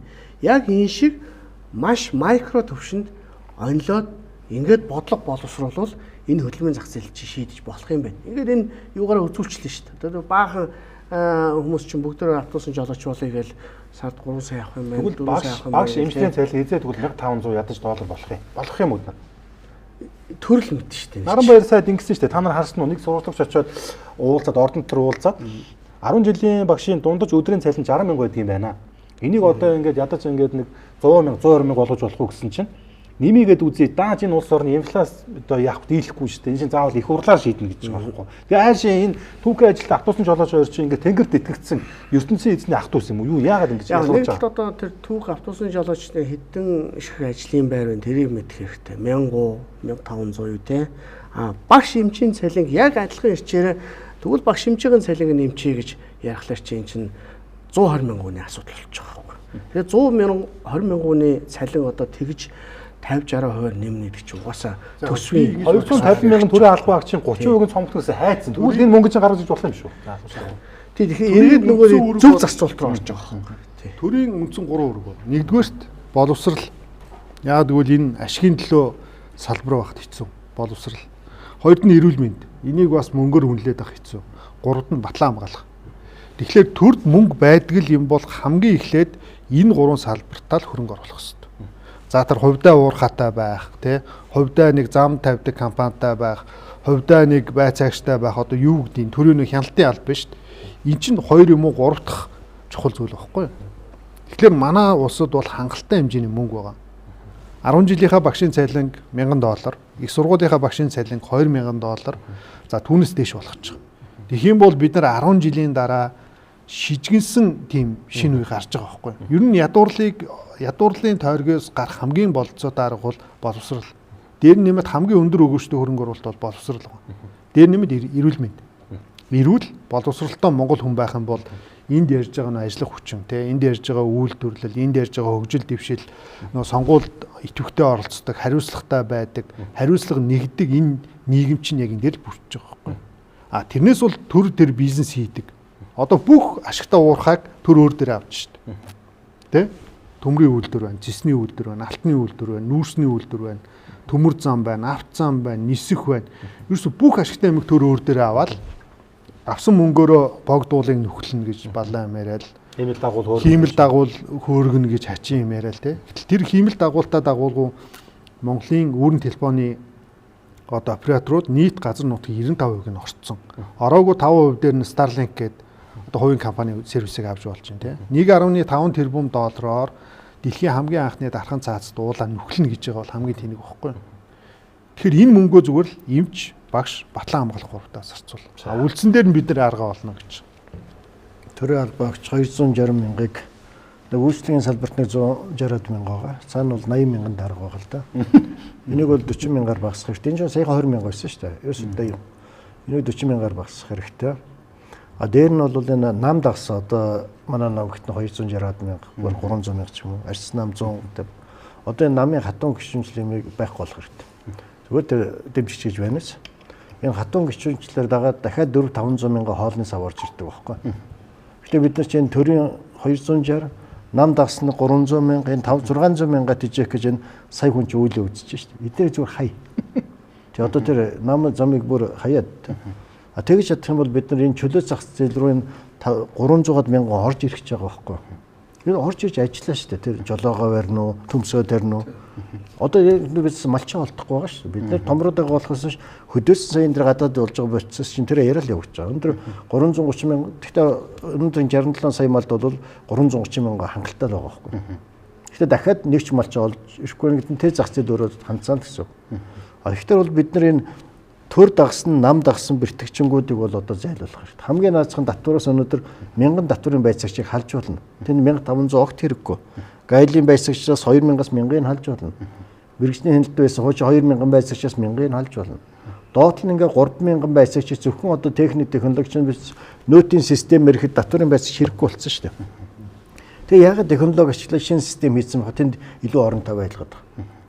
Иймэрхүү асуудал ихээр дээр нь бол одоо мэдээж татвартай холбоотой гэр бүлийн гишүүн туваах асуудлыг биеийнхэн болон сая өнөөдөр татварын хуулинд оруулах байх гэж найдаж байна. Тэгээ бас нэг янз бүрийн бултаад байх хэрэг байх. Би тантай санал түгэн ягаад тэр баг 250-60 мянган хүнийг ингээд те яг зах зээлгээ зарчмаар амьдрах тэр одоо боломжийн нөхцөлд бүрдүүлж өгөх байгаа. Өөрөө ингээд өрсөлдөд амьдрах сонирхолтой бол хийж чаддаг юм а хийгээд амьдрах хэрэгтэй болох боловч төрийн нэрээр нэг ширээний хаал суучаад ингээд сул цалин аваад яваад юу гэж бодох юм. Магадгүй тэр дотор нэг хүний хийх ажлыг 4-5 хийж болно шүү дээ. Яагаад болохгүй гэж тийм үстэй. Швейцар гэхэд одоо 5.6 сая хүнтэй 8 сайттай. Дэлхийн одоо хамгийн баян улсын нэг хамгийн одоо өндөр өртөгтэй өндөр цалинтай улсын нэг багхгүй. Манай одоо сайдын тоо чи 16-7 байна. 20 хэдэн сайттай шүү дээ. За 20 хэдэн сайт. 22 3 гэж байна шүү дээ. Тэгэхээр нэг хүнд одоо оногдох сайдын тоогоор баг дэлхийд нэгт орох байх. Баахан сайд, баахан дарга. За дээр нь нэмээд нэг баахан гишүүнтэй болсон 126 гишүүнтэй. Тэрний туслах, зөвлөх за тэгээд нөө жолооч наад цана гэдэг. За дээр нэмээд нөө намаар сонгуулаар намд нь явсан цүнхийг нь байрсан нөө хууцыг нь тараасан нөхдүүд бүгд одоо нэг төрд орох гээд нэг хороо мороонд орох гээд бүгд зогсож байгаа. Тэгэхээр ерөөсөө энэ дэлхийн бидрээс олон хүнтэй бидрээс баян улс цөөхөн бүтцээр сайн ажиллаад хахад манад л одоо нэг баахан даргал үүсэж байна. Тэгэхээр энэ эдийгээ цомгохгоод гарсан мөнгөөрөө багш эмч. Тэр бос салбаруудаа ер нь яг л зөвлөлтөө. Тэр дахиад л нөгөө улсын төсвөр чинь нөгөө баахан шавар байшингууд барьдаг. Янз янзын тендер нэртэй юмнуудыг хийдэг болсон. Тий хөшөө дурсал гэдэг чинь юу байдгийг бэлээ шүү дээ. Яг тийм тодорхой төсөв байдгүй бэлээ шүү дээ. Нэг хөшөө жишээлбэл нэг тэрбумаар барина зах зээлийн ханшин тийм байдаг гэдэг юм бэлээ шүү дээ. Нэг тэрбумаар босгох гэж байгааг 12 тэрбум ч гэдэг ч юм жишээлэл. Тэгээ хөшөө хаалга манайхан ч бас гой юмд бүр мөнгө үрж яддаг юм бэлээ шүү дээ.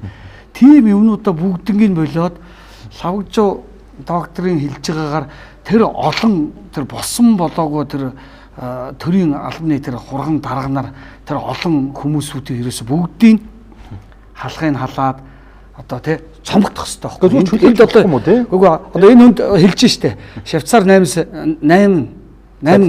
сайттай. Тэгэхэд манайх хэдэн яамтай байлаа. Тэгэхэд энд ингэж хийж болоо тэр улс орн чинь тэгж гоё хөгжиж болж байгаа. Манай хэд ч болоос улам юмад анхаалгаад яваад байна. Тэгээ сонирхол нь яадаг вэ гэхээр дахиад хэлье. Ерөөсөө 4 жилийн цикл. За энэ нөхдүүдээ ингээд нэг 4 жилийн турш сайхан ингээд за зөвхөн муухагаар л хэлээ л жоохон хоолж байгаа л 4 жилийн дараа сонгуул өгөхлөөр би чамайг 4 жил тэжээгээ өстэй за ганц конопны төлөө л явж байгаа байхгүй. Тэгээ манай ард иргэдч бас тэгээд бас нэг үлгэж жоохон 3 хоногийн сануучтай тэгээ юмаач мартах яг сонгуулаар тэгээд нөгөө 50 100 мянга 200 мянгатаа сайхан мөнгө аваад саналаа өгье. Тэгээд нөгөө авсан мөнгө нь хамгийн гол нь маргаас нь юуч байдгүй байхгүй. Тэнгуутаа нөгөө дүлээ та нар моосаа инглээ тэглээгээд муулаад яваа. Чөтгөрийн тойрог. Ерөөсөө 104 жилийн бид нар 99 жилд нь одоо коммунист нам манай ардын намаар удирдуулна шүү дээ. Одоо коммунист нам л тавар тэр намын гишүүн биз дээ. Тийм ээ. Тамган байгаа. Тэгэхээр 5хан жил одоо чинь арчсан буюу хүний эрх хэрэгчлөө чөлөө зах зээлийг ирмэлцэлтэй хүмүүсний 5хан жил удирдсан. Үлдсэн 100 жил нь бид нар коммунист намаар удирдуулж байгаа. Би түрүү хэлж байгаа шүү дээ. Оюун эрдэнэ хөрөлсгөн потенциал дууссан байна. Улс төрийн хувь, сэтгэлгээний хувь. Би сая бол айлчлаа бүр харсан. Хөрөлсгөө тойрсон бүр ингээд нэг том диктатор явж байгаа байхгүй. Дарга цирк орг айцсан, бизнесийн хүртэл айцсан явж илээ шүү дээ. Энэ бол болохгүй. Одоо biz ийм юм л орно гэвэл 100 жилийн дараах диктатор гарч ирж байгаа. Тэгэхээр одоо энэ ядаж 30 жилийн өмнө biz хүний эрх хэрэгчлөө чөлөө зах зээл рүү орсон бол тэрний философиг, тэрний менежментийг хэрэгжүүлэх үе одоо гарч ирэх хэрэгтэй. За. Төвшин дулуу доктор Сэдвийг хай.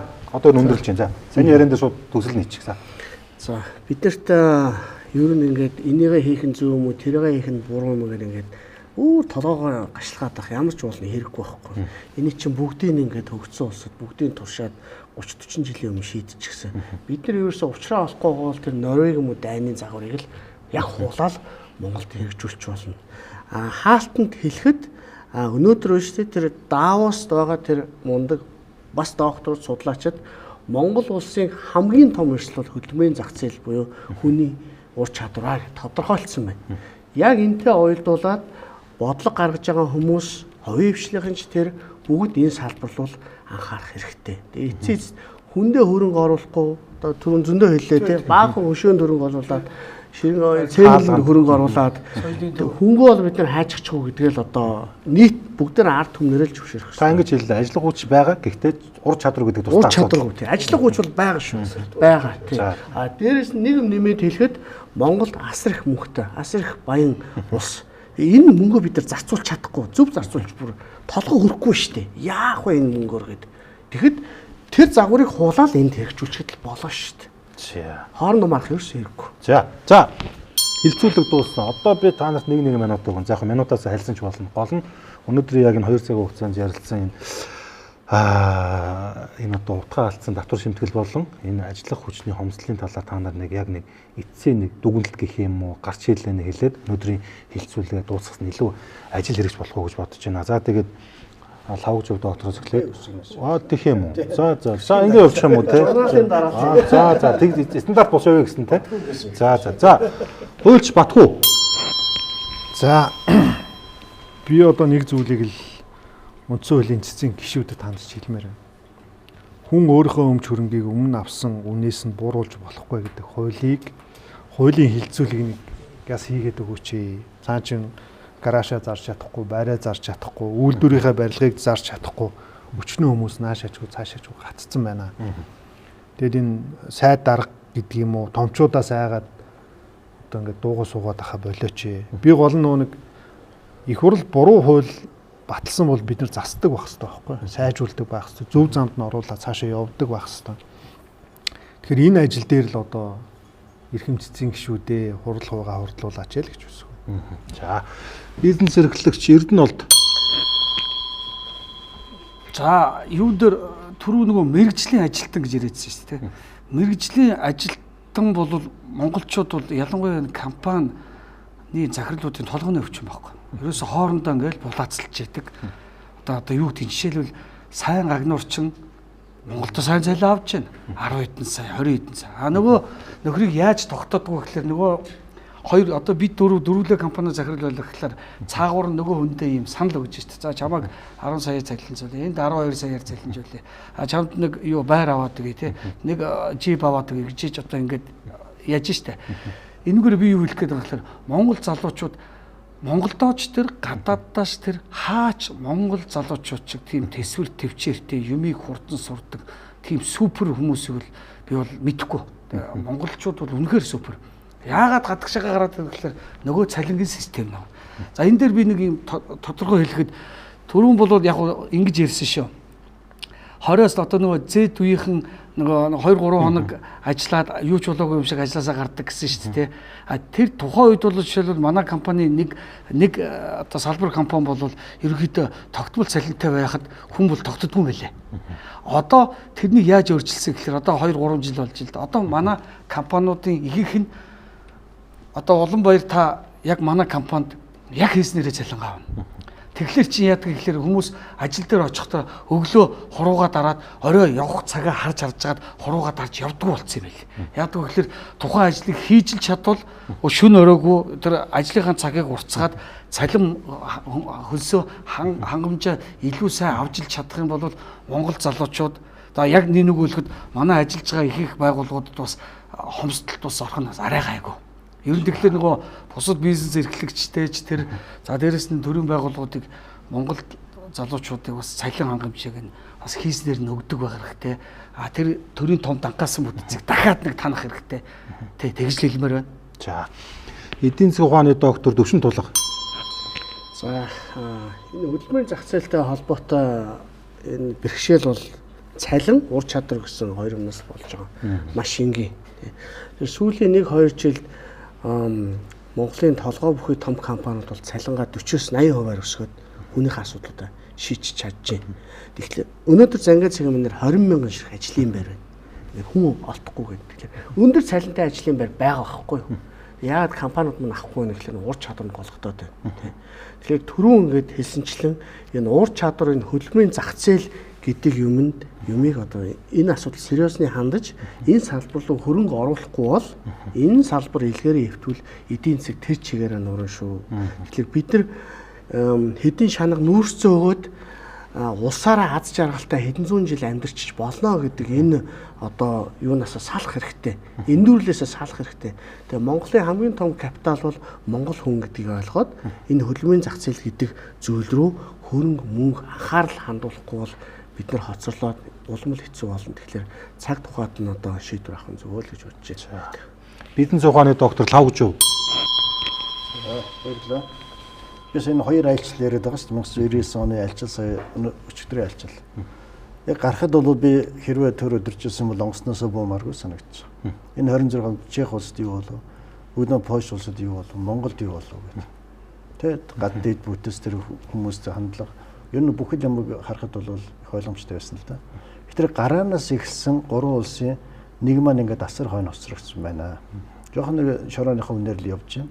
Тэрийг дагсан диктатор буюу энэ монополи бий болгосныг жоохон зах зээл бий болсон байна. Тэгээ хөдөлмөрийн зах зээлийг бол үнэлэхгүй байна. Хөдөлмөрийн зах зээлийг чөлөөтэй болгохгүй. Дээр нь хөдөлмөрийн зах зээлд гол тоглогч нар болсон 200-аас 300 мянган нэг нам буюу төр гэсэн халахвчиндор ажилгүй хөвтүүлж байна. Тэгэхээр улс яаж өгч вэ? Бас улсаараа өгж ивэл хүмүүсээ хөдөлмөрлөлд сурах хэрэгтэй. Өгдөг цалин төрийн албаа хаагчсан нэг 10-20 сая төгрөгийн цалингаа аваад 3 жил маш идэвхтэй ажиллаа гарч болно шүү дээ. Насаараа нэг 200 мянган төгрөг 500 мянган цалин авах биш. Төрийг хүртэл одоо хөдөлмөрийн үнэлэмж гэж юм байгаа. Энэ манай хувийн зах зээлийн хөдөлмөрийн үнэлэмжийг статистиктаа гараад байдаг нэ 2-5%. Тэгэхээр энэ төрд ажиллаж байгаа улсуудын хөдөлмөрийн үнэлэмжийг хязгаарч гарч байгаагүй. Энийг үнэлэх хэрэгтэй. Үнэлэмж нь хэрвээ доогуур байх юм бол тэрийг хувийн салбарт нөгөөд тэр салбараа чөлөөлөх хэрэгтэй. Гэхдээ biz хөдөлмөр гэдэг юмтайгаа дахин ноцтолтно шүү. Хөдөлмөр ноцтолтын тулд Марксийн Капитал унших хэрэгтэй. За. Тэр Дэн Сяопны унших хэрэгтэй. Би уншаал байгаа шүү. Дэн Сяопны гайхалтай юм бол хөдөлмөрийн зах зээлээ яаж капиталист нийгэмтэй холбосноор энэ бүгдэн хятад улсыг хөгжүүлсэн байхгүй. Түүнээс коммунист намын удирдлага нь биш. Хөдөлмөрийн зах зээлийг оновчтой удирдлагыг Дэн Сяопны хийсэн байхгүй. За. Баярлалаа. За баярлалаа. За ямар ч зүйлээ 2 цагийн хугацаанд нээлттэйгээр ярилцлаа. Тэгээ би дөрвөлнгээс ч л бас өөр ингэсэн бас юм үзэл санааг авч хөдлөлээ. За хуульч бол ямар ч зүйл хэлсэн. Төр битти энэ хувийн хвшлийн жамаараа яваа энэ бизнес руу хурууга те одоо тэр алаас руу дүрээчээ те битээ орол та нар зүгээр холхон бай те энэ зүгээр өөрийнхөө яг хувьслийнхаа те зах зээлийнхаа чачмаар ингээ явна гэж хэллээ. За та түрүүн бас хэллээ. Монгол залуучууд бол чадваргүй шүү. Чадвартай шүү. Гол нь ингээд яг энэ залуучуудыг бас яг мэдлэг чадвартай сэтгэлтэй болгоход бол бас тат талын хүчин оролцоо байгаа шүү гэдэгс өөрийнхөөс кейс дээр тайлбарлаа. За та түрүүн хэллээ бас хөдөлмөрийн зах зээл дээр бол ажиллах хүчин бол байна. Гол нь мэдлэг чадвар жоохон дутагдж байна. Тэр л чадвар те тэр л дээр бас нэг ажлын байр бол байгаа шүү те. Тийм байгаа шүү те. Ер нь бол бас юм хоёр талтай шүү гэдгийг та бас хэлж чинь те. Гол нь залуучуудаа чадварчуулах тал дээр бас анхаарлаа хандуулаач те гэдэг талаас анхааралтай нэг яралтай аваач гэж байна. За та бол хэллээ монголчууд яагаад өнгөрснөө сургамж авдаггүй юм бэ? Гэтэ өнгөрснөө сургамж аавна гэд тэр үеийн системээр одоо явах гэдэг нь маш бүдүүлэг, маш том алдаа шүү гэдэгс та хэлж байгаа шүү байна тий. За тэгээд төгсгөлд нь би ч гэсэн бас нэг амьдрал ахуйгаа дээшлүүлээд нэг Lexus хараар унмаар л байна. Нэг 16 Pro Max амаар л байна тий. Тэр газар руу надад ямар ч урьдчилгаагүй өгье гэж яхад энэ нөхөр гарч ирэнгүүтээ чи заавал 30% байршуул. Ихгүй бол чамд гэрээ хэлэхгүй гэж яриад байгаа. Энэ нэг ан төмөрчүүдийн үнэтэй бол би санал нийлэхгүй байгаа маа. За тэгээд та дөрөв хүрэлцээс нь маш их баярлалаа. Баярлалаа. За. За баярлалаа. За баярлалаа.